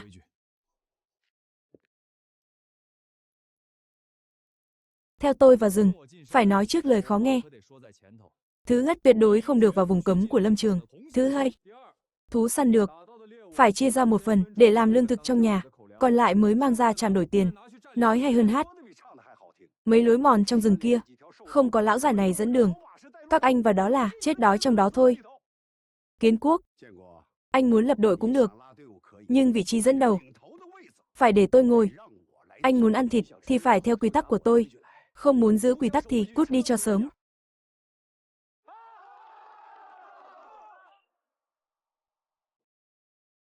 Các anh nghĩ cho kỹ đi. Quách lão lục, tôi ở trong rừng này, lăn lộn nửa đời người rồi. Đường nào có thú, tôi nhắm mắt cũng mò ra.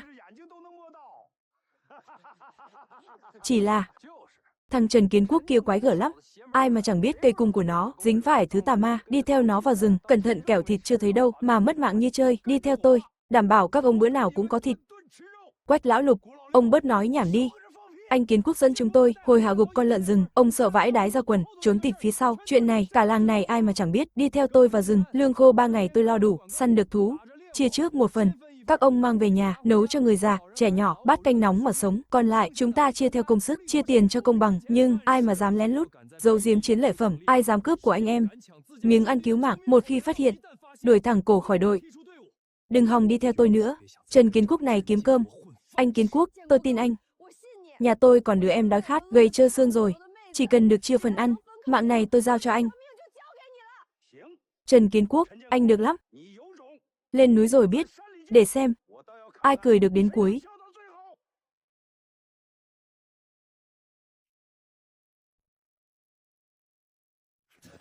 Anh Kiến Quốc, chúng ta vào sâu quá rồi không?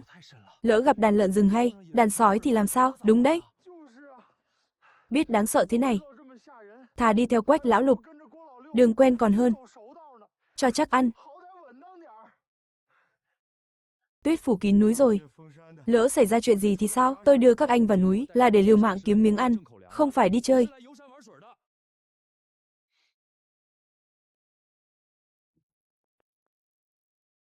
Tôi thấy cái bẫy đằng kia hình như động đậy, chắc là con lớn đấy, để tôi qua kéo thử xem, hôm nay con này tôi lấy chắc.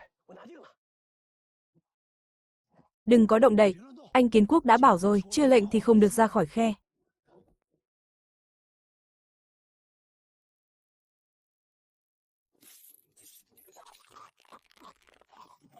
Gai rồi, thòng lọng tít vào cổ nó rồi, anh Kiến Quốc, cứu người với.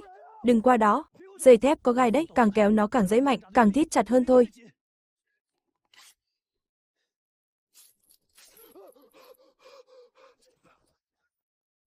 Vào rừng không phải để cậu ra vẻ anh hùng đâu, tôi đã bảo bao nhiêu lần rồi, quy tắc là tính mạng đấy, nghe rõ chưa? Tôi rõ rồi ạ. Anh Kiến Quốc, em sai rồi. Em không dám tự tiện nữa đâu. Mạng này của em là anh cứu đấy. Rừng này không nể ai đâu, chỉ biết quy tắc thôi, ai còn dám trái lệnh. Chẳng cần thú dữ động tay, tôi tự tay đuổi cổ khỏi đội.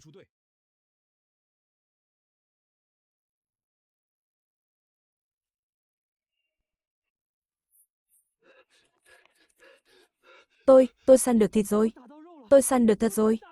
Mẹ tôi được cứu rồi. Nhìn cái bộ dạng cậu kìa, cứ theo anh Kiến Quốc, sau này thiếu gì thịt mà ăn. Cầm lấy đi. Đấy là quy định, phần thịt này cậu mang về nhà, cho người già, trẻ nhỏ, làm lương thực. Số còn lại buộc gọn lại. Đêm nay mang ra trạm tổ sản đổi tiền, lau nước mắt đi. Nhớ lấy bài học hôm nay, giữ quy tắc là hơn hết. Dọn đồ về làng thôi.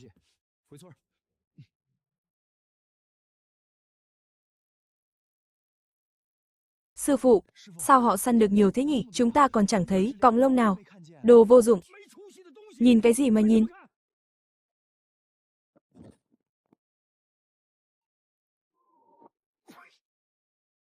Trần Kiến Quốc, đừng có đắc ý. Hôm nay hướng gió không thuận. Thú rừng trốn hết rồi. Các người săn được mấy con trộn nhất. Chẳng qua là mèo mù vớ cá rán. May mắn thôi. Thằng danh Trần Kiến Quốc đó, săn được thú, chắc chắn là chiếm được đường đi tốt. Tối nay mò lên núi, cướp trước nó, chiếm lấy đường thú đó.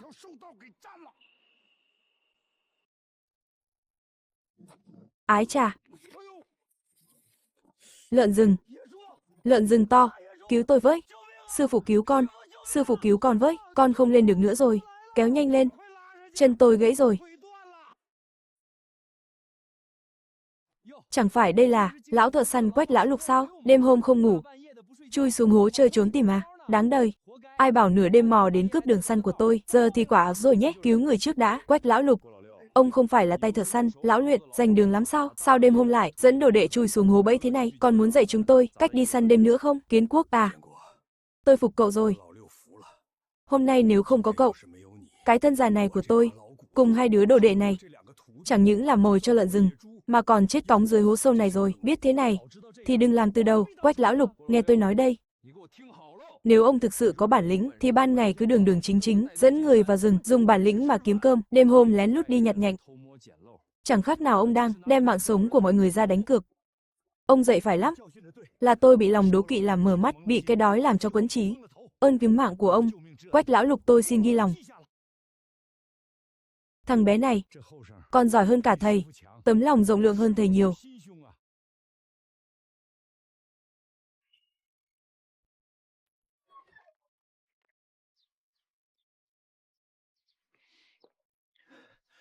Anh Kiến Quốc ơi, chúng em muốn theo anh làm việc. Chúng em thực sự không muốn đi theo lão Quách lão lục nữa, chúng em không phải người xấu, chỉ là vì đói quá thôi. Do theo nhầm thầy thôi ạ. Anh nhận chúng em đi, khổ mấy chúng em cũng chịu được, anh bảo làm gì, chúng em làm nấy. Đồ của tôi có thể nhận. Nhưng tôi không nuôi kẻ ăn không ngồi rồi, càng không nuôi quân ăn cháo đá bát, quy củ phải thuộc lòng. Thứ nhất, mọi hành động phải nghe chỉ huy. Thứ hai, thú săn được, phải chia chắc công bằng. Thứ ba, vào rừng là anh em một nhà. Đứa nào còn dám vào rừng, giở trò lươn lẹo hay bỏ mặc đồng đội, thì cút ngay cho tôi, nghe rõ chưa? Anh Kiến Quốc, chúng em thề có trời đất. Tuyệt đối giữ đúng quy củ, đã đông người rồi, chúng ta chia làm 2 đội. Thụ Lâm, cậu dẫn một đội, ban ngày vào rừng săn bắn, chuyên cung cấp hàng cho trạm, phải đảm bảo chất lượng. Tôi dẫn đội còn lại, ở nhà chuyên lo. Làm thịt khô, hun khói thỏ, chúng ta phải lo lương thực, chuẩn bị đủ cho mọi người, để gia đình ai cũng có thịt ăn, có sức mà chống chọi nạn đói này. Được rồi. Anh Kiến Quốc cứ yên tâm, tôi đảm bảo dẫn đội thật tốt, có Kiến Quốc ở đây, cuộc sống này cuối cùng cũng yên ổn, vượt qua được rồi. Tôi muốn ăn. Mẹ già rồi, xương cốt rệu rã cả rồi, ăn ít thôi, không chết đói đâu. Đại bảo là độc đinh nhà họ Trần đấy, bánh ngô này phải để cho đại bảo ăn. Đồ mất hết lương tâm, đến miếng ăn của mẹ chồng mà cũng tranh. Cãi, chỉ biết cãi nhau. Nếu không phải tại thằng anh hai vong ơn bội nghĩa kia, ép nhà mình đến bước đường cùng này, thì làm sao chúng ta phải ở đây, chịu đói chịu rét thế này? Bà con ơi nhìn kìa, đây chính là con, đứa đi buôn với thương lái, kiếm bộn tiền. Vợ thằng Kiến Quốc đây. Nhà nó ăn thịt không hết, mà còn chạy đến tranh ăn với những người sắp chết đói như chúng ta. Đúng là thất đức quá mà. Nhà cô giàu nứt đổ vách thế kia, còn vác mặt đến tranh cướp, chút lương thực cứu đói với chúng tôi làm gì? Chị ơi, tôi cũng dùng tem phiếu của mình và tiền để xếp hàng mua thôi, tôi chẳng chiếm thêm một phân nào cả. Tem phiếu à? Ai biết tem phiếu của cô là đường dây đen nào ra chứ? Mọi người, đuổi nó ra ngoài đi, đừng cho nó mua.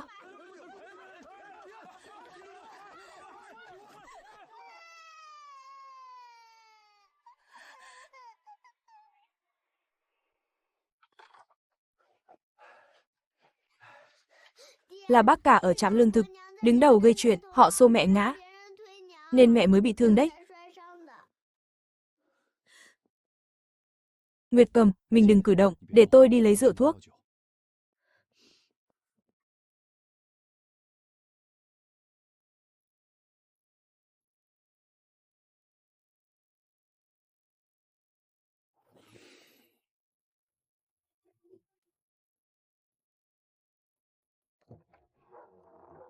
Bác Trương này, thời buổi loạn lạc, cháu phải thường xuyên vào rừng. Nguyệt Cầm với Tiểu Vũ ở nhà, cháu thật sự không yên tâm. Chút quà này bác cầm lấy, ngày thường nhờ bác để ý giúp cháu, nếu có kẻ nào dám đến tận nhà gây sự, phiền bác hô lên một tiếng giúp cháu. Kiến Quốc, cháu cứ yên tâm. Láng giềng với nhau cả mà. Nguyệt Cầm lại là người hiền lành, chịu khó. Đừng hòng đứa nào bén mảng đến cái sân này mà bắt nạt hai mẹ con nó. Tô Nguyệt Cầm, cô trốn trong nhà, đồ hồ ly tinh không dám ló mặt ra à, cút ra đây cho tôi. Đồ sao chổi kia, còn dám đến đây gây sự à? Nhà họ Trần các người không biết nhục à? Người trong cái sân này còn cần thể diện đấy. Đúng đấy, Kiến Quốc đi săn bằng sức mình nuôi gia đình. Các người ghen ăn tức ở cái gì, còn dám bước thêm bước nữa, đừng trách đồ trong tay tôi, không có mắt đấy. Làm cái gì đấy? Anh Kiến Quốc, xảy ra chuyện rồi, thịt khô trong hầm nhà tôi, tự dưng mất một nửa, tôi nghi là đứa nào trong nhà, tát mắt. Lén mang ra chợ đen đổi lương thực rồi, giờ trong nhà đang cãi nhau ầm ĩ, người trong đội cũng bắt đầu nghi kỵ lẫn nhau, bảo có kẻ ăn cắp, chiếm của công. Tất cả im hết cho tôi biết giờ ai cũng khó khăn. đói cồn cào cả ruột. Hôm nay tôi sẽ lập lại quy định chia lương thực, thịt thà, lập lại từ đầu. Nhà nào thực sự thiếu ăn, đến mức không còn hạt gạo nào, cứ đến chỗ tôi mà nhận phần cứu đói, nhưng phải ghi tên vào sổ, đợi qua cơn đói kém này. Các người phải làm công trả nợ, nhưng đứa nào dám lén lút ăn trộm thịt khô của đội, trộm phiếu lương thực mọi người đổi bằng xương máu, dù là anh em hay bạn bè. Chỉ cần để tôi bắt được, cút khỏi đội ngay. Tôi đánh gãy tay nó. Anh Kiến Quốc, tôi xin nghe theo quy định, ai dám trộm đồ của mọi người, tôi, Trương Thụ Lâm, là người đầu tiên, không tha cho nó. Trong giấc mộng thần núi, thứ đáng sợ nhất chưa bao giờ là thú dữ trong rừng, mà là lòng tham của con người. Đây là thứ lấy từ dưới hầm nhà, lén lút lấy ra, nửa túi thịt khô, còn mấy tờ phiếu lương thực nữa. Thằng Trương Thụ Lâm dở hơi, giờ cái gì cũng nghe lời Trần Kiến Quốc. Bản thân thì ngày nào cũng bán mặt cho đất, tôi ở nhà đến bát cơm nóng, cũng chẳng được ăn, nó còn chê tôi quản tiền nhiều. Trương Thụ Lâm đúng là thằng hèn vô dụng, cái thời đói kém này, có thịt có gạo mới là nhất. Thằng Trần Kiến Quốc kia, dựa vào đâu mà giữ hết, mọi đường đi săn. Thúy Hoa, cô có muốn sau này bữa nào cũng có thịt ăn không? Ý ông là sao? Thôi thì làm liều một phen. Lấy chìa khóa hầm, đang đeo ở thắt lưng thằng Thụ Lâm, trộm đưa cho tôi, chúng ta gọi thêm vài người. Nhân lúc chúng không để ý, cỗm sạch chỗ thịt khô và túi tiền của Kiến Quốc, vét sạch không chừa thứ gì. Không được, việc này mất mạng như chơi đấy. Không thì chỉ có nước chết đói. Hơn nữa, chuyện này mà lộ ra ngoài thì Trương Thụ Lâm tha cho cô à? Nếu không còn cách nào khác thì mình làm tới cùng luôn, để Trần Kiến Quốc với Trương Thụ Lâm lần tới vào rừng, không bao giờ về được nữa, chỉ cần chúng nó chết, đội săn đó bắt đầu ngay. Tem phiếu với đường làm ăn, chẳng phải của mình hết sao? Thằng béo, ra đây. Bảo anh em, chuẩn bị sẵn đồ nghề, đợi Kiến Quốc với Thụ Lâm lần tới vào rừng là mình ra tay. Anh Kiến Quốc ơi, tôi cứ thấy trong lòng không yên. Mấy hôm nay Thúy Họa ở nhà, cứ lén lút ám muội, lại còn hay chửi tôi vô dụng, anh bảo liệu nó có giấu tôi, làm chuyện gì không? Đừng nghĩ ngợi linh tinh, lo giữ nhà trước đã. Về tôi giúp chú kiểm tra. Cẩn thận.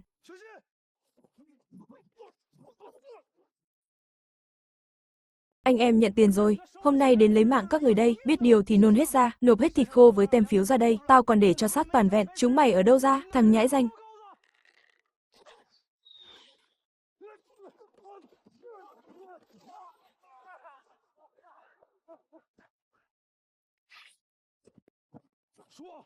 Ai sai chúng mày đến, các anh tha mạng. Là Lưu Ma Can, còn nữa, còn con mụ Vương Thúy Hoa nữa, bọn nó bảo chúng tôi làm.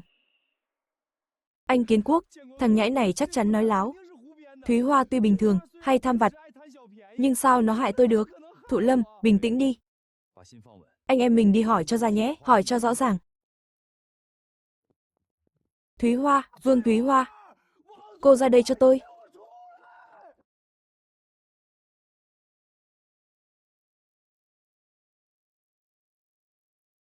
Thụ Lâm, nhìn này, đây là nút thắt dây buộc thịt của đội mình.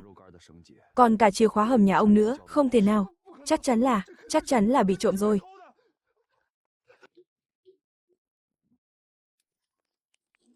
Sao các người chưa đi à? Tha mạng, không phải tại tôi đâu. Tại thằng nhãi này cả, là nó dụ dỗ tôi. Lưu Cò, đồ khốn nạn, mày đừng có ngậm máu phun người. Tôi không rảnh xem lũ chó cắn nhau.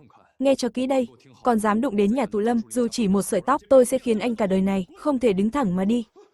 Thụ Lâm, anh đừng nghe nó nói bậy. Nghe em giải thích đã. Em bị ép buộc cả thôi, em chỉ muốn đổi ít lương thực để sống. Tất cả là tại thằng Lưu Cỏ khốn kiếp đó, nó ép em làm, ngày tháng thế này không sống nổi nữa rồi. Về làng với tôi, chúng ta ly hôn.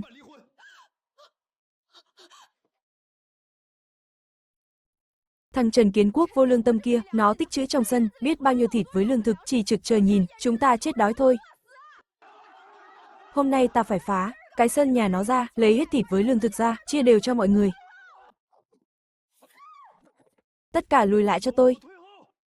Tôi đã nói từ trước rồi, nhà nào thực sự đói kém, không còn hạt gạo dắt lưng, cứ đến đăng ký nhận gạo cứu đói, nhưng ai dám giở trò cướp bóc thì đừng trách tôi không nể mặt. Bà con nghe xem, hắn nói năng kiểu gì thế, không cứu người nhà thì thôi, lại còn bày đặt ra vẻ, hắn rõ ràng là muốn ép cả làng mình vào đường cùng. Hôm nay tôi nói rõ đường đi nước bước. Thứ nhất, nhà nào thực sự không còn gì ăn, giờ cứ xếp hàng đăng ký, nhận lấy phần gạo cứu đói, nhận xong thì về ngay. Thứ hai, ai đã nhận 3 ngày lương khô, thì theo tôi vào rừng học săn bắn, săn được con gì, chia theo quy định của đội, vừa được nghề, vừa có thịt chia, nhưng ai dám giấu giếm trong rừng, hoặc không nghe chỉ huy, thì cút ngay lập tức.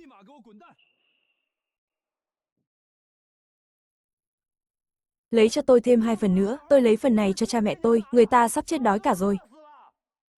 Ông còn mặt mũi nào nữa không?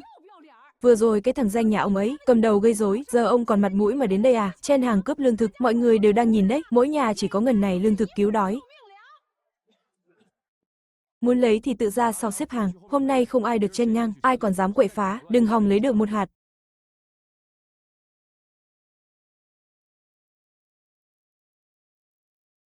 Nhìn dấu chân này, còn mới đấy, hướng về phía đầu gió rồi, mình đặt bẫy ở đây, chắc chắn bắt được. Ông nhà ơi! Sao ông nỡ lòng bỏ tôi mà đi? Thế này thì sống sao nổi? Tại thằng thứ hai khốn kiếp đó. Nếu không phải nó làm nhà mình, bị tan đàn xẻ nghé, nó không chịu đưa tiền ra, cha sao phải chết cóng trong căn nhà rách này, anh cả nói đúng. Món nợ này, chúng ta nhất định phải tính. Tôi thề. Nhất định phải bắt thằng Trần thứ hai, phải trả giá. Kiến Quốc, tôi nghe ngóng được mối làm ăn lớn. Trên tỉnh có khách sạn Cẩm Giang, đang cần gấp, thịt ngon. Bà chủ tên Thẩm Tuệ Lan. Tính tình cứng rắn lắm, mắt nhìn cũng sắc sảo. Nhưng chỉ cần ông bắt mối được với bà ta, sau này chắc chắn, tiền vào như nước. Đi tỉnh à? Đi mấy ngày mới về được, dạo này thời thế không yên ổn, tôi đi rồi, mẹ con Nguyệt Cầm với Tiểu Vũ biết tính sao? Kiến Quốc, ông phải nhìn xa trông rộng, thời buổi đói kém này, chỉ có mở rộng đường cung ứng, càng vững chắc, gia đình ông mới yên ổn được. Ối dào, mùi đất cát gì thế này? Đúng là dân nhà quê. Hàng mang đến cũng cũ kỹ, quê mùa, giấy tờ thủ tục cũng chẳng có. Bà chủ Thẩm, bà đừng để bọn họ lừa đấy. Thằng kia, đâm vào ai đấy? Hàng trông cũng còn tươi đấy.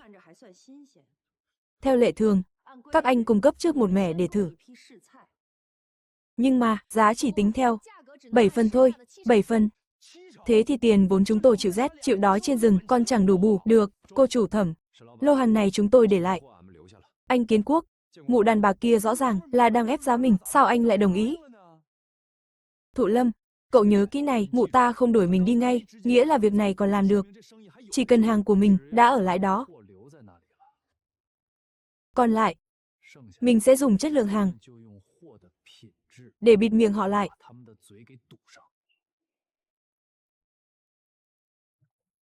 Đồ nhà quê ở đâu ra, dám mò lên tỉnh tranh bát cơm, hôm nay không phá nát chỗ hàng này thì không xong với tao, trông hàng cho kỹ.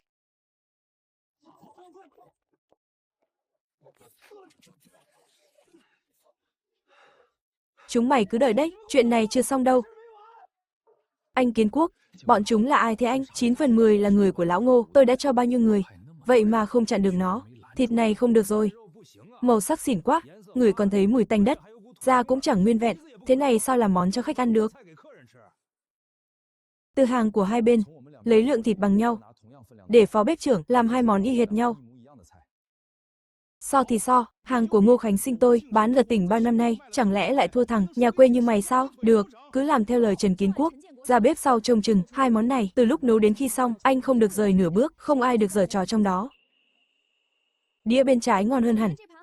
Đĩa bên trái ấy là thịt lợn rừng Trần Kiến Quốc mang đến. Thế thì tính là gì? Chỉ có 2 bàn khách, đại diện được cho ai? Chủ quán Thẩm, bà đang cố tình thiên vị cậu ta. Tôi, Thẩm Tuệ Lan, mở quán bao năm nay, cái lưỡi này còn chuẩn hơn cả sổ sách của các người, đánh giá của khách là bằng chứng thép.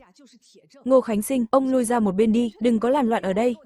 Kiến Quốc này, hàng của cậu đúng là tốt thật, nhưng chỗ tôi gần đây nhận được đơn hàng lớn, khách bàn này, toàn người có máu mặt ở tỉnh, nhân vật lớn cả đấy, muốn giữ được thể diện, chỉ thịt lợn rừng thôi chưa đủ, phải có thứ gì đó trong rừng, thứ thật sự quý hiếm, tôi cần một đôi gà rừng còn sống. Chủ quán Thẩm, cô làm khó tôi quá đấy, gà rừng vốn đã khó tìm, lại còn phải bắt sống, khó hơn gấp 10 lần so với việc bắn hạ nó. Đôi gà rừng sống này, tôi nhận. Ô, anh chắc chắn chứ? Tôi chắc chắn. Nhưng tôi có thêm điều kiện. Chỉ cần tôi mang gà sống, nguyên vẹn không sứt mẻ, giao tận tay bà, sau này hàng rừng của khách sạn Cẩm Giang, phải để tôi cung cấp độc quyền, hàng của Ngô Khánh Sinh, cắt đứt hết. Được, song phẳng lắm, tôi đồng ý.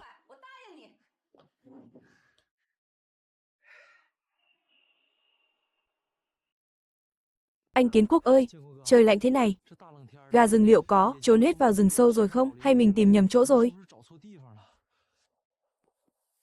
Có dấu vết rồi, lông còn mới lắm. Phía trước chắc chắn có ổ gà.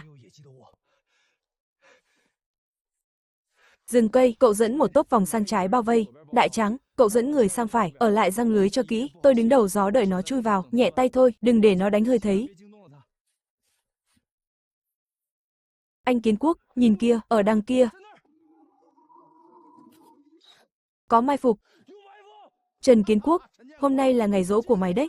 Dám cướp bát cơm của anh Ngô à? Anh em, lên cho tao, phế chúng nó đi. Các người định làm gì? Ban ngày ban mặt đấy, định cướp bóc à? Bớt nói nhảm, tao đến đây là để dạy cho chúng mày một bài học. Anh Ngô đã ra lệnh rồi, lũ nhà quê các người mà cũng dám tranh mối làm ăn của anh ấy à? Đúng là chán sống rồi. Biết điều thì, mau nộp cung tên với lưới bẫy ra đây, nộp hết ra, rồi tự cút xuống núi đi, nếu không thì, hôm nay tao cho chúng mày, thành tổ ong hết. Nằm mơ đi, núi này đâu phải của nhà chúng mày, dựa vào đâu cấm bọn tao săn bắn. Xem ra chúng mày chưa thấy quan tài chưa đổ lệ, anh em ơi, lên. Anh Kiến Quốc với lũ này, còn nói nhảm làm gì, đánh nó, dám đến đất làng ta giở trò à, chán sống rồi hả? Mày, chúng mày định làm gì? Đừng lại đây. Bọn tao là người của anh Ngô đấy. Các anh tha mạng. Anh Kiến Quốc tha mạng cho em, đừng đánh vào mặt. Bọn em cũng chỉ là làm thuê thôi. Anh Ngô bảo bọn em đến, phá việc làm ăn của các anh, bảo tuyệt đối không được để các anh bắt được gà rừng sống. Muốn sống không? Từ giờ trở đi, chúng mày đi trước dẫn đường, đi trước dò mìn mở đường cho tôi. Vâng, vâng, vâng, chúng tôi nhất định tìm kỹ, nếu không tìm được con gà rừng đó, hôm nay đừng hòng đứa nào xuống núi. Mọi người tập trung vào. Chia hai người một nhóm, sục sạo kỹ vào. Anh Kiến Quốc, nhìn kìa, ở đằng kia. Đứng im hết. Xong rồi, cô chủ Thẩm dặn đi dặn lại rồi, phải bắt sống. Anh Kiến Quốc, bắn phát này, chẳng phải xuyên thủng con gà rồi sao?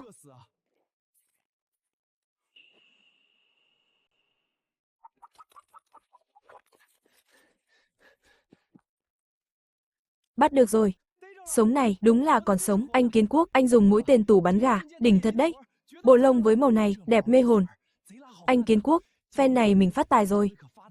Ông Kiến Quốc, tài bắn của ông đúng là thần sầu. Đám tay chân dưới trướng anh Ngô của chúng tôi, mấy lão thợ săn, xách dép cho anh còn không xứng, bớt nịnh hót đi. Mấy cậu kia, vác hết đồ lên. Vâng, vâng, vâng, để chúng tôi vác cho. Anh Kiến Quốc ơi, thế chúng tôi đã được xuống núi chưa ạ? Vội gì, theo tôi lên tỉnh một chuyến, tôi phải cho anh Ngô xem. Con gà rừng sống này trông ra làm sao? Thụ Lâm, Thu Quân, lên đường thôi. Cô chủ Thẩm, sắp chưa rồi. Mà Trần Kiến Quốc, chẳng thấy bóng dáng đâu, cô còn trông chờ vào cái thằng nhà quê đó, kiếm được gà rừng sống cho ông sao? Tôi đã giao việc cho cậu ta, thì tôi tin vào năng lực của cậu ta. Ông chủ Ngô, nếu không còn việc gì khác, xin mời về cho. Cô chủ Thẩm, cô không hiểu chúng tôi đâu, địa hình núi rừng chỗ đó. Ông Ngô lo cho việc của tôi thế này, thật khiến tôi thấy ngại quá. Sao nào? Ông chắc chắn tôi không bắt được à? Ô kìa, thợ săn đây mà. Sao thế? Xách cái lồng không? Định lừa cô chủ Thẩm đấy à? Cô chủ Thẩm, tôi đã hoàn thành nhiệm vụ. Đúng là hàng sống thật này, lại còn đẹp mã thế này nữa, chẳng sứt mẻ cọng lông nào. Trần Kiến Quốc, cậu làm tôi bất ngờ quá đấy. Cái này, sao có thể thế được? Chắc chắn là cậu giở trò, cậu mua đồ giả ở đâu ra đấy? Ông Ngô, ông không có bản lĩnh, thì đừng nghĩ người khác cũng vô dụng như ông, tôi. Chắc chắn là nó ăn may thôi, cô chủ Thẩm, ông nghe tôi nói đã, không có gì để nói cả. Ngô Khánh Sinh, việc làm ăn của chúng ta dừng ở đây, từ hôm nay, toàn bộ lâm sản của khách sạn Cẩm Giang do Trần Kiến Quốc độc quyền cung cấp. Ông chủ Ngô, nghe rõ chưa? Cửa ở đằng kia, không tiễn. Nhắn với ông chủ Trần, bữa tối nay tôi mời anh ấy coi như mừng công, bảo anh ấy cứ một mình tới là được. Anh Kiến Quốc, đàn bà tỉnh lẻ không đơn giản đâu, nhất là bà chủ Thẩm này, thủ đoạn ghê gớm lắm. Bà ta gọi riêng anh đi, anh phải cẩn thận đấy. Đừng để xảy ra chuyện gì, lại làm chị dâu buồn lòng. Kiến Quốc, hợp tác với người thông minh thật nhàn. Ly này tôi mời anh, chúc chúng ta làm ăn phát đạt. Bà chủ Thẩm khách sáo quá, tiền cho cháu múc, đáng lẽ phải thế. Kiến Quốc, anh tài giỏi thế này, đã có gia đình chưa? Vợ anh có sinh không? Người có gan dạ, có bản lĩnh như anh, phải ở lại tỉnh thành, làm nên nghiệp lớn, chẳng nên để vợ con ở quê, kìm chân mình. Bà chủ Thẩm, Trần Kiến Quốc tôi kiếm cơm bằng hàng trong tay, bằng bản lĩnh thật, chứ không dựa vào đàn bà, hợp tác. Tôi giữ đúng quy tắc. Vượt giới hạn, tôi cũng giữ đúng quy tắc. Được, Trần Kiến Quốc, anh cứng cỏi lắm. Thẩm Tuệ Lan tôi chỉ thích làm ăn với người đàn ông giữ quy tắc. Tôi muốn gặp bà chủ của các người, tôi có chuyện hệ trọng, liên quan đến tính mạng cần nói với bà ấy. Bà chủ Thẩm, tôi là anh cả của Trần Kiến Quốc. Bà chủ Thẩm ơi, bà đừng để thằng em tôi nó lừa, nó làm gì có, tài cán săn bắn gì đâu, toàn là nhờ thần núi báo mộng, dùng mấy trò tà đạo lừa người thôi. Đã là anh ruột nó. Nếu nó khốn nạn thế, sao ông không ở làng mà quản chuyện nhà ông đi? Lặn lội lên tận tỉnh thành, phá việc làm ăn của em trai mình. Ông định bụng gì đấy? Đúng đấy. Nó ở làng tôi ngang ngược lắm, cướp cả đường săn của người khác, còn hại chết người nữa. Thú rừng nó mang về, chẳng sạch sẽ gì đâu, nó chỉ là thằng chuyên đi lừa tiền các ông chủ thôi. Bà Thẩm này, bà bênh nó thế, có phải bị nó mê hoặc rồi không? Ai chẳng biết nó, thằng nhà quê chân lấm tay bùn mà lấy được mối hàng độc quyền, chắc là vì với bà có ý đồ gì khác rồi. Chuyện mờ ám, bẩn thỉu của hai người đấy. Người đâu? Lôi cái thằng ăn nói hàm hồ này, tống cổ nó ra ngoài cho tôi, đừng để nó làm bẩn đất nhà tôi. Cút ngay.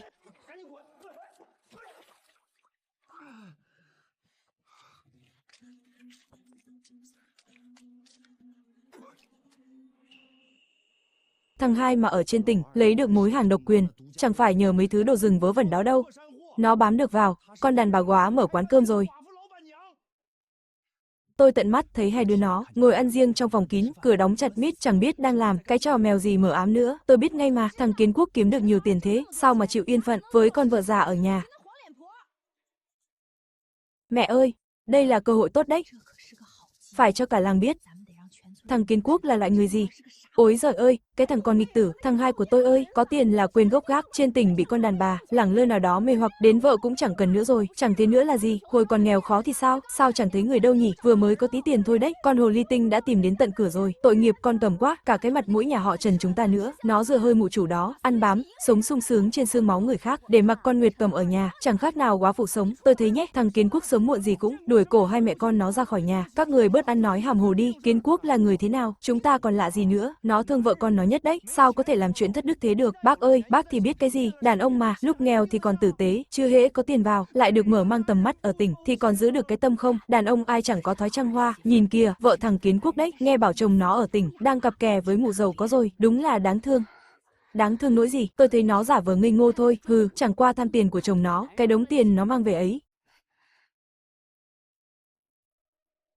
Nguyệt Cầm này, bác bảo này, lời gan ruột cả đấy, ngoài kia người ta đang đồn ầm lên, Kiến Quốc ở tỉnh, đang tàng tịu với cái mụ chủ Thẩm gì đó, đàn ông có tiền là sinh tật ngay, cháu phải để ý đấy, đừng để nó lừa cho đấy. Bác, cháu biết rồi ạ. Kiến Quốc không phải người như thế đâu. Mẹ sao thế à, tay mẹ lạnh quá. Mẹ không sao. Con mau đi học đi. Tiểu Vũ, xem cha mang gì cho con này, đồ ngon đấy, cha là nhất. Nguyệt Cầm, sao thế em? Hôm nay em mệt lắm à? Kiến Quốc, anh giờ có tiền rồi. Nếu anh thực sự muốn thay người khác mà sống thì cứ nói trước với em, đừng giấu em. Cô nói cái gì thế? Tôi muốn thay người lúc nào? Thế anh nói tôi nghe, anh với cái bà chủ Thẩm ở tỉnh, rốt cuộc có chuyện gì không? Ai nói nhảm vào tai cô, mấy lời đồn nhảm nhí đó. Anh đừng quan tâm ai nói, anh chỉ cần nói cho tôi biết, rốt cuộc có hay không? Nguyệt Cầm, cô nghe cho kỹ đây. Thẩm Tuệ Lan là bà chủ, quán cơm trên tỉnh, bà ta ưng hàng của tôi là vì thịt lợn rừng tôi mang đến, ngon hơn người khác là vì tôi bắt được, loại gà rừng sống mà người khác không bắt nổi. Trần Kiến Quốc tôi có được ngày hôm nay là nhờ đôi bàn tay này, nhờ đội săn của chúng ta, đánh đổi bằng mạng sống mà có được. Tôi chưa bao giờ phải dựa vào sắc mặt ai mà sống cả, càng không bao giờ tôi đem hai mẹ con cô ra đổi lấy đường làm ăn nào cả. Hôm trước trong phòng riêng, cô ta đúng là có ý thử lòng tôi, nhưng ngay lúc đó tôi đã chặn tay cô ta lại, nói rõ ràng quy tắc và giới hạn của mình cho cô ta biết. Kiến Quốc, không phải em không tin anh, mà là em sợ rằng anh càng ngày càng đi xa, gặp gỡ nhiều người hơn, còn em chỉ là đàn bà nhà quê, sẽ không theo kịp anh. Không theo kịp thì mình cùng đi. Lần tới lên tỉnh, anh sẽ đưa em đi cùng. Người ngoài miệng lưỡi có độc ác thế nào cũng không phá nổi gia đình mình đâu. Thẩm Tuệ Lan, Trần Kiến Quốc, hai người không phải ngông cuồng lắm sao? Để xem lần này, hai người lấy gì đấu với tôi. Kiến Quốc, cái quán mới mở đối diện kia, Thủy Phong lâu, sau lưng có kẻ có tiền chống lưng đấy, chúng nó không chỉ dám ép giá rẻ mạt, còn dám mua một tặng một. Ngô Khánh Sinh nhảy việc sang đó, cắt đứt sạch mọi mối cung ứng của tôi rồi. Cô chủ Thẩm, cô đừng hoảng, giá này chắc chắn có vấn đề. Cái giá rẻ như cho này, không đời nào bù nổi, chi phí nguyên liệu tử tế. Ông chủ Trần, ông chủ Lương của tôi, đang ở nhà hàng Thủy Phong, bày tiệc ở phòng hạng nhất, mời ông qua đàm đạo. Ông chủ Trần, tôi là người thẳng tính. Thẩm Tuệ Lan trả ông giá bao nhiêu? Lương Vạn Tài tôi trả gấp đôi. Chỉ cần ông chuyển hết hàng rừng sang nhà hàng Thủy Phong của tôi không chỉ giúp ông phát tài, còn cho ông góp vốn chia lời. Thế nào, Trần Kiến Quốc? Trước đây ông cũng từng ăn cơm dưới tay tôi thôi, giờ ông chủ Lương đã nể mặt ông như vậy, đừng có mà không biết điều. Biết điều thì mau đồng ý đi, đừng có ở đây mà làm bộ thanh cao. Ô, ông chủ mua vừa chủ mới rồi à? Mà giọng điệu cũng to hẳn ra nhỉ. Tôi, Kiến Quốc, là kẻ thô kệch, chỉ biết lẽ phải thôi, tôi không bán mạng lấy tiền, càng không bán rẻ lương tâm. Trần Kiến Quốc, đừng có rượu mời không uống, lại muốn uống rượu phạt đấy. Ông không đi nghe ngóng xem. Thủy Phong lâu chúng tôi, mấy hôm nay chèn ép, Cẩm Giang còn trụ được mấy bữa, đến lúc Thẩm Tuệ Lan sập tiệm, ông còn chẳng có đường mà về. Chỉ có nước sắt đám, anh em đi hút cháo loãng, thế này đi. Chỉ cần cho tôi xem qua, bếp sau với kho hàng, nếu đúng như ông nói, có bản lĩnh thật, chuyện hợp tác tôi sẽ cân nhắc lại, thế mới phải chứ. Ông muốn xem cứ tự nhiên, tiệm của Lương Vạn Tài tôi quang minh chính đại, đồ nhà quê, cho ông giả vờ, đi xem một vòng, ông còn làm nên trò trống gì được nữa. Quy trình nhập hàng của các ông thế nào? Sổ sách nhập hàng hàng ngày để đâu? Việc này, anh Ngô phụ trách ạ. Chúng tôi chỉ biết nấu nướng thôi, anh Ngô, có người tìm ngoài kia kìa, các ông cứ tự nhiên mà xem, đừng có táy máy đấy. Mở cửa ra. Đối tác cung ứng tương lai mà, đến cái kho còn không cho xem, thế thì làm ăn cái nỗi gì?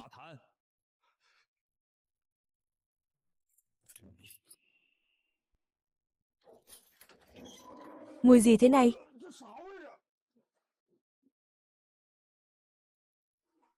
Anh Kiến Quốc, đây đâu phải mở quán ăn, đây rõ ràng là hại người mà. Khẽ mồm thôi. Hèn gì chúng nó dám lộng hành thế. Nhưng mình không có bằng chứng. Giờ mà đi tố cáo, chắc chắn bị chúng nó cắn ngược lại. Nó bảo mình là đối thủ, ghen ăn tức ở. Anh Chu, anh quen biết rộng trên tỉnh, anh mau liên hệ trạm vệ sinh dịch tễ đi, cứ bảo là có kẻ dùng đồ ăn ôi thiêu để nấu nướng, hại chết người ta đấy. Đứa nào chơi tao? Rốt cuộc là ai tố cáo? Làm ăn thì cạnh tranh bằng thực lực, chứ lương tâm thì không được thối nát. Đồ gian thương thất đức, dám lấy thịt lợn thối cho chúng tôi ăn, đáng đời bị đóng cửa tiệm, trả tiền lại đây, bồi thường tiền thuốc men, ra công an kiện chúng nó, phen này hú vía thật. Kiến Quốc này, nếu không nhờ cậu nhanh trí, nắm thóp được chúng nó, thì Cẩm Giang quán của tôi chắc bị đám tiểu nhân chơi xấu ép chết rồi. Bữa cơm tối nay, nhất định tôi phải mời cậu bữa cho đỡ sợ. Kiến Quốc à, người có gan dạ, lại giữ được cái tâm như cậu, hiếm lắm. Nói thật lòng nhé, nếu cậu chưa có gia đình, tôi thật muốn bằng mọi giá giữ cậu lại bên mình, ở lại tỉnh thành này. Cô chủ Thẩm, tôi xin nói lại lần nữa, chúng ta chỉ là hợp tác thôi. Trần Kiến Quốc tôi lăn lộn ngoài kia là để bảo vệ vợ tôi, sự an nguy của con cái, chẳng phải để lấy lòng ai cả. Được, Kiến Quốc đã giữ được cái gốc này. Kiến Quốc, hôm nay buôn bán tốt thế, lên văn phòng trên lầu, nói chuyện riêng đi, tôi có kế hoạch lớn. Thụ Lâm, Đại Tráng, đừng làm nữa, lại đây ngồi đi. Cô Thẩm, đã là mừng công bàn việc thì nên bàn cùng nhau, việc này là anh em, đánh đổi bằng mạng sống, ai đổ mồ hôi sôi nước mắt, người đó phải được hưởng, chẳng có lý gì mình tôi được gọi đi hưởng phúc. Kiến Quốc trọng nghĩa khí, vậy tôi nói thẳng, tháng tới tôi muốn tăng gấp đôi lượng hàng. Kiến Quốc, anh có giữ được người không? Chỉ cần giá cả công bằng, hàng tôi đảm bảo đủ cân đủ lạng. Kiến Quốc, tôi nghĩ thông rồi, thay vì cứ ở nhà mãi, nơm nớp lo sợ, để mấy lời đàm tiếu, dắt mũi mình đi, chi bằng tôi tự đứng ra, kiếm tiền, ngẩng cao đầu mà sống. Nguyệt Cầm, hôm nay ở nhà hàng, tôi thấy mấy cô phục vụ, áo quần cũ cả rồi, tạp dề cũng rách, tay nghề của mình, cả vùng này ai chẳng biết, hay là, mai anh đưa em lên tỉnh thử xem. Lên tỉnh à, em làm được không? May một đợt đồng phục mới, cho nhà hàng Cẩm Giang, để em tận mắt xem, Thẩm Tuệ Lan rốt cuộc, là người thế nào, lời đồn ngoài kia, thực hư ra sao. Em đi.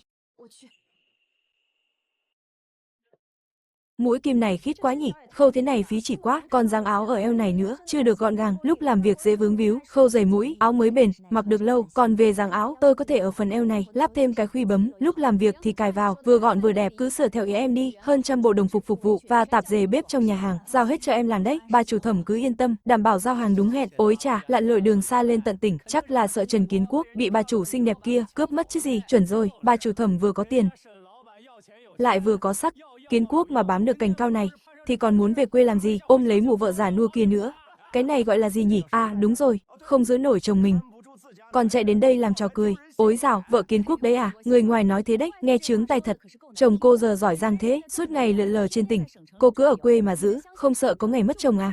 Chị Huệ An, tôi gọi chị một tiếng chị là vì nể chị hơn tuổi, nhưng có những lời nói một lần là đủ rồi. Chủ tiệm thẩm tôi, Tô Nguyệt Cầm, giữ là giữ cái nhà này, chứ không phải giữ một người nào cả. Chồng tôi mà dám đi vào con đường không đứng đắn đó, chẳng cần ai nói, tôi là người đầu tiên không tha cho anh ta. Được, câu nói này của cô xứng đáng làm vợ Trần Kiến Quốc. Chúng ta mở cửa làm ăn, không tôn trọng khách là đập bỏ, biển hiệu Cẩm Giang đấy, từ hôm nay ai còn dám trông mặt mà bắt hình rong, cút ngay cho tôi, hừ, đồ nhà quê đi giao hàng mà cũng dám xen vào chuyện quy củ nhà hàng này à? Đi đi, ra kia mà ngồi, đừng đứng chắn lối đi. Bác ơi, bác đến đây dùng bữa, đều là khách quý của nhà hàng Cẩm Giang chúng cháu, chẳng phân biệt sang hèn, bác muốn dùng gì à? Cháu bảo người làm ngay cho bác. Này cậu, thịt thả ở đây cũng thật đấy, nhưng tôi nghe nói, nhiều nhà hàng ngoài kia toàn dùng thịt bẩn, không rõ nguồn gốc. Bác ơi, đừng nghe hắn nói bậy, hắn chỉ là thợ săn nhà quê, làm gì có nguồn hàng tử tế. Bác ạ, bác yên tâm, đội săn chúng cháu có quy định thép, chỉ săn thú hại, không vào vùng cấm, càng không đụng hàng bẩn. Cô chủ thẩm, gã mặc áo bông cũ lúc nãy ấy, bác ạ, trông không giống người thường đâu, nhà hàng mình dạo này đông khách quá, khó tránh khỏi bị người ta ghen ghét, cô phải quản lý chặt bếp vào kho, chặt chẽ hơn nữa vào, đừng để lúc nước sôi lửa bỏng này mà để người ta bắt bẻ. Cô chủ thẩm, có người đã đích danh đề cử nhà hàng Cẩm Giang của các ông lên trên, họ bảo ở đây nguyên liệu sạch sẽ, nguồn gốc rõ ràng. Hôm nay chúng tôi đến đây là để kiểm tra đột xuất, nếu mọi chỉ tiêu đều đạt sẽ trao biển hiệu cửa hàng vệ sinh kiểu mẫu cho các ông, từ rừng núi đến bàn ăn, từng khâu một đều minh bạch rõ ràng, tuyệt đối không có hàng lậu.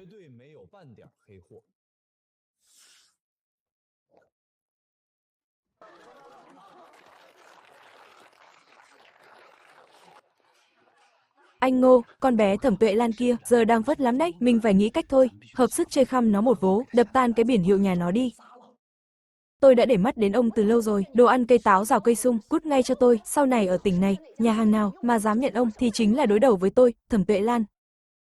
Kiến Quốc này chỉ dựa vào nhà hàng Cẩm Giang, một cửa hàng này thì không tải nổi lượng khách này nữa rồi. Tôi đã nghĩ kỹ rồi, tôi muốn cùng anh mở một công ty, vừa phân phối lâm sản, vừa cung cấp dịch vụ ăn uống. Chủ tiệm thẩm, hợp tác thì được, nhưng tôi có 3 điều kiện, phải ghi rõ vào hợp đồng. Thứ nhất, mọi sổ sách công ty phải công khai minh bạch, tuyệt đối không được nhập nhằng. Thứ hai, dù làm ăn lớn đến đâu, cô tuyệt đối không được can thiệp vào chuyện gia đình tôi. Thứ ba, càng không được dùng quan hệ hợp tác để ép tôi làm những việc mua bán tình cảm trái nguyên tắc. Trần Kiến Quốc, ông đúng là một khúc xương khó gặm thật đấy, nhưng mà cũng chính vì ông là khúc xương khó gặm, tôi mới dám yên tâm giao phó phía sau cho ông. Ký đi, điểm chỉ vào đây là việc làm ăn của chúng ta thành rồi.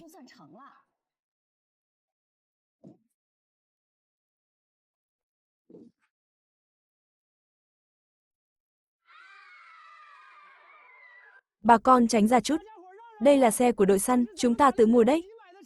Chẳng phải nhờ đàn bà ăn bám mới đổi được cái xe nát này sao? Ông bớt cái kiểu không ăn được, lại chê nho xanh đi, có giỏi thì ông cũng đi ăn bám đi, kiếm về cho chúng ta một chiếc ô tô to xem nào. Anh cả, chị dâu nói đúng đấy. Thằng Kiến Quốc có thể lên tỉnh, bám được vào, ông chủ nhà hàng lớn đó. Sao mình lại không đi được? Ông tìm đường mà đi đi, biết đâu đấy, lại chả kiếm được chân quản lý. Đến lúc đó, mình đâu cần phải chịu đói rét trong cái nhà rách này. Phải, thằng hai làm nên chuyện được, tôi, Trần Kiến Quân, cũng làm được. Tôi không tin, với cái miệng này, ở tỉnh mà không kiếm nổi miếng ăn.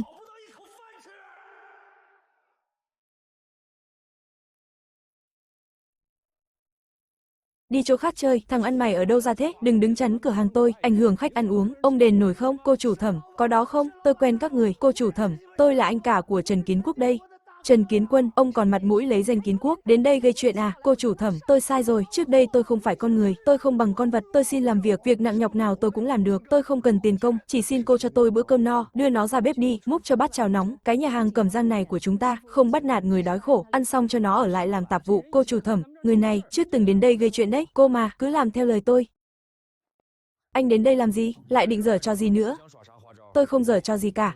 Tôi ở đây làm tạp vụ, kiếm miếng cơm ăn thôi, làm tạp vụ. Cậu Trần Kiến Quốc từ bao giờ phải chịu nhục thế này? Sao nào, Lưu Quế Lan không coi cậu như tổ tiên mà thờ nữa à? Kiến Quốc, trước đây là anh, có lỗi với chú. Thằng hai, trước đây anh không phải con người, tôi chẳng bằng con vật, tôi không dám cầu anh tha thứ, chỉ mong anh chỉ cho tôi đường sống, để tôi kiếm chút tiền, nuôi Hồng Mai và Đại Bảo. Để mẹ không phải chịu đói trong căn nhà rách nát đó nữa, chú quỳ cũng vô ích thôi, chú đang quỳ trước chính mình đấy, vì những tội lỗi trước kia. tôi cho chú một đường về công ty mới của tôi, làm bốc vác ở kho, tiện thể học ghi sổ sách. Bao ăn ở, trả lương theo tháng, làm từ chân học việc thấp nhất. Vâng, tôi làm, việc gì tôi cũng làm, đừng vội mừng.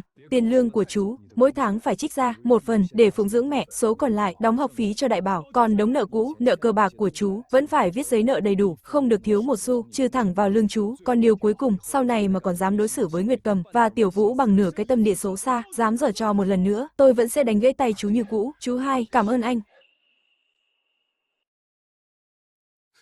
Kiến Quân, anh làm cái gì thế? Tự nhiên lại tự đánh mình, tôi thật là ngu, vừa rồi 2 cân hạt thông, lại ghi nhầm thành 3 cân, suýt nữa thì sai sổ sách. Kiến Quốc, anh cả chú lần này, thực sự thay tính đổi nết rồi, mấy hôm nay ở trong kho, làm việc còn hăng hơn bất cứ ai, chẳng thấy kêu ca nửa lời. Anh Lý, đừng vội khen nó, đường dài mới biết ngựa hay, yên tâm đi, tôi đang để mắt tới nó đây, nếu nó làm tốt ở đây, thì đó là bổn phận của nó, còn nếu dám giở trò lười biếng, tôi vẫn cứ tống cổ nó đi như thường. Phải rồi, biển hiệu Cẩm Giang phân phối, đã treo lên, chính thức ở tỉnh rồi. Nguyệt Cầm này, cuộc sống mình giờ, đúng là ngày càng sáng sủa rồi. Thằng Kiến Quốc nhà cô giỏi thật, mở công ty lớn trên tỉnh, kéo theo cả bọn mình, cũng được thơm lây. Vâng, bác Trương ạ, cũng nhờ Kiến Quốc cả, mình cũng phải làm tốt việc trong tay. Đây là đồ cho khách sạn Cẩm Giang, may đồng phục với tạp dề đấy, đường kim phải thật chắc, không được làm mất mặt nó. Đương nhiên rồi, cả làng mình giờ không biết bao nhiêu người đang ghen tị với cô đấy. Mẹ ơi, bố giờ có phải là ông chủ lớn rồi không? Bố đang cố gắng làm lụng nuôi gia đình đấy. Tiểu Vũ cũng phải học hành chăm chỉ, sau này giỏi giang như bố, có chịu không nào? Vâng ạ, con sẽ học hành chăm chỉ. Anh cả, anh kiếm đâu ra đống này thế? Anh lại đi trộm cắp à, hay đi cướp đấy? Anh đến chỗ thằng hai, nó không đuổi anh ra à? Tôi làm bằng sức mình, nó lấy quyền gì đuổi tôi? Anh uống tiết kiệm chút đi, tiền học của đại bảo tôi cũng đóng rồi, sau này tôi sẽ nuôi cả nhà, ai thèm đống đổ nát của anh. Thằng hai giờ phất rồi, giàu to rồi, anh chỉ là kẻ làm thuê, chân tay cho nó thôi, có gì mà đắc ý chứ? Mẹ đừng chê ạ, rồi ngày mai sẽ khá hơn thôi.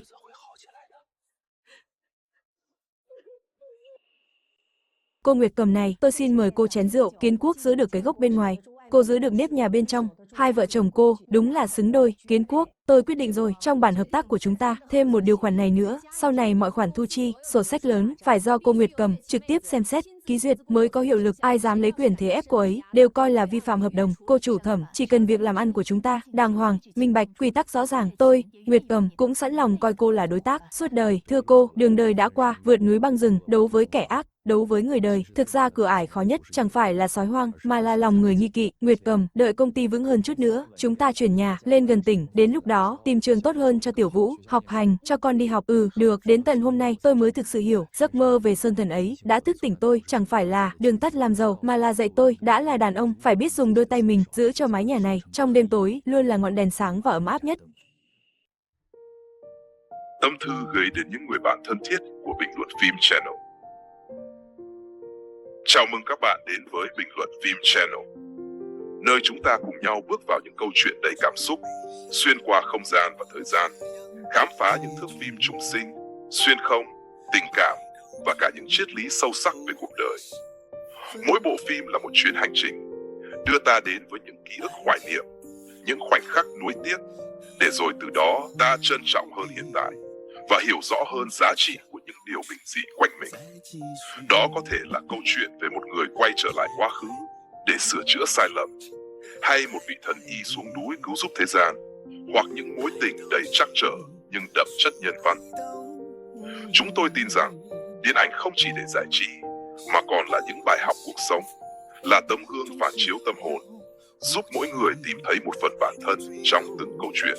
Và trên hành trình này, sự đồng hành của các bạn chính là động lực lớn nhất để chúng tôi tiếp tục sáng tạo và mang đến những nội dung chất lượng nhất. Cảm ơn tất cả những khán giả thân yêu đã luôn ủng hộ, lắng nghe và chia sẻ cùng Bình luận phim Channel.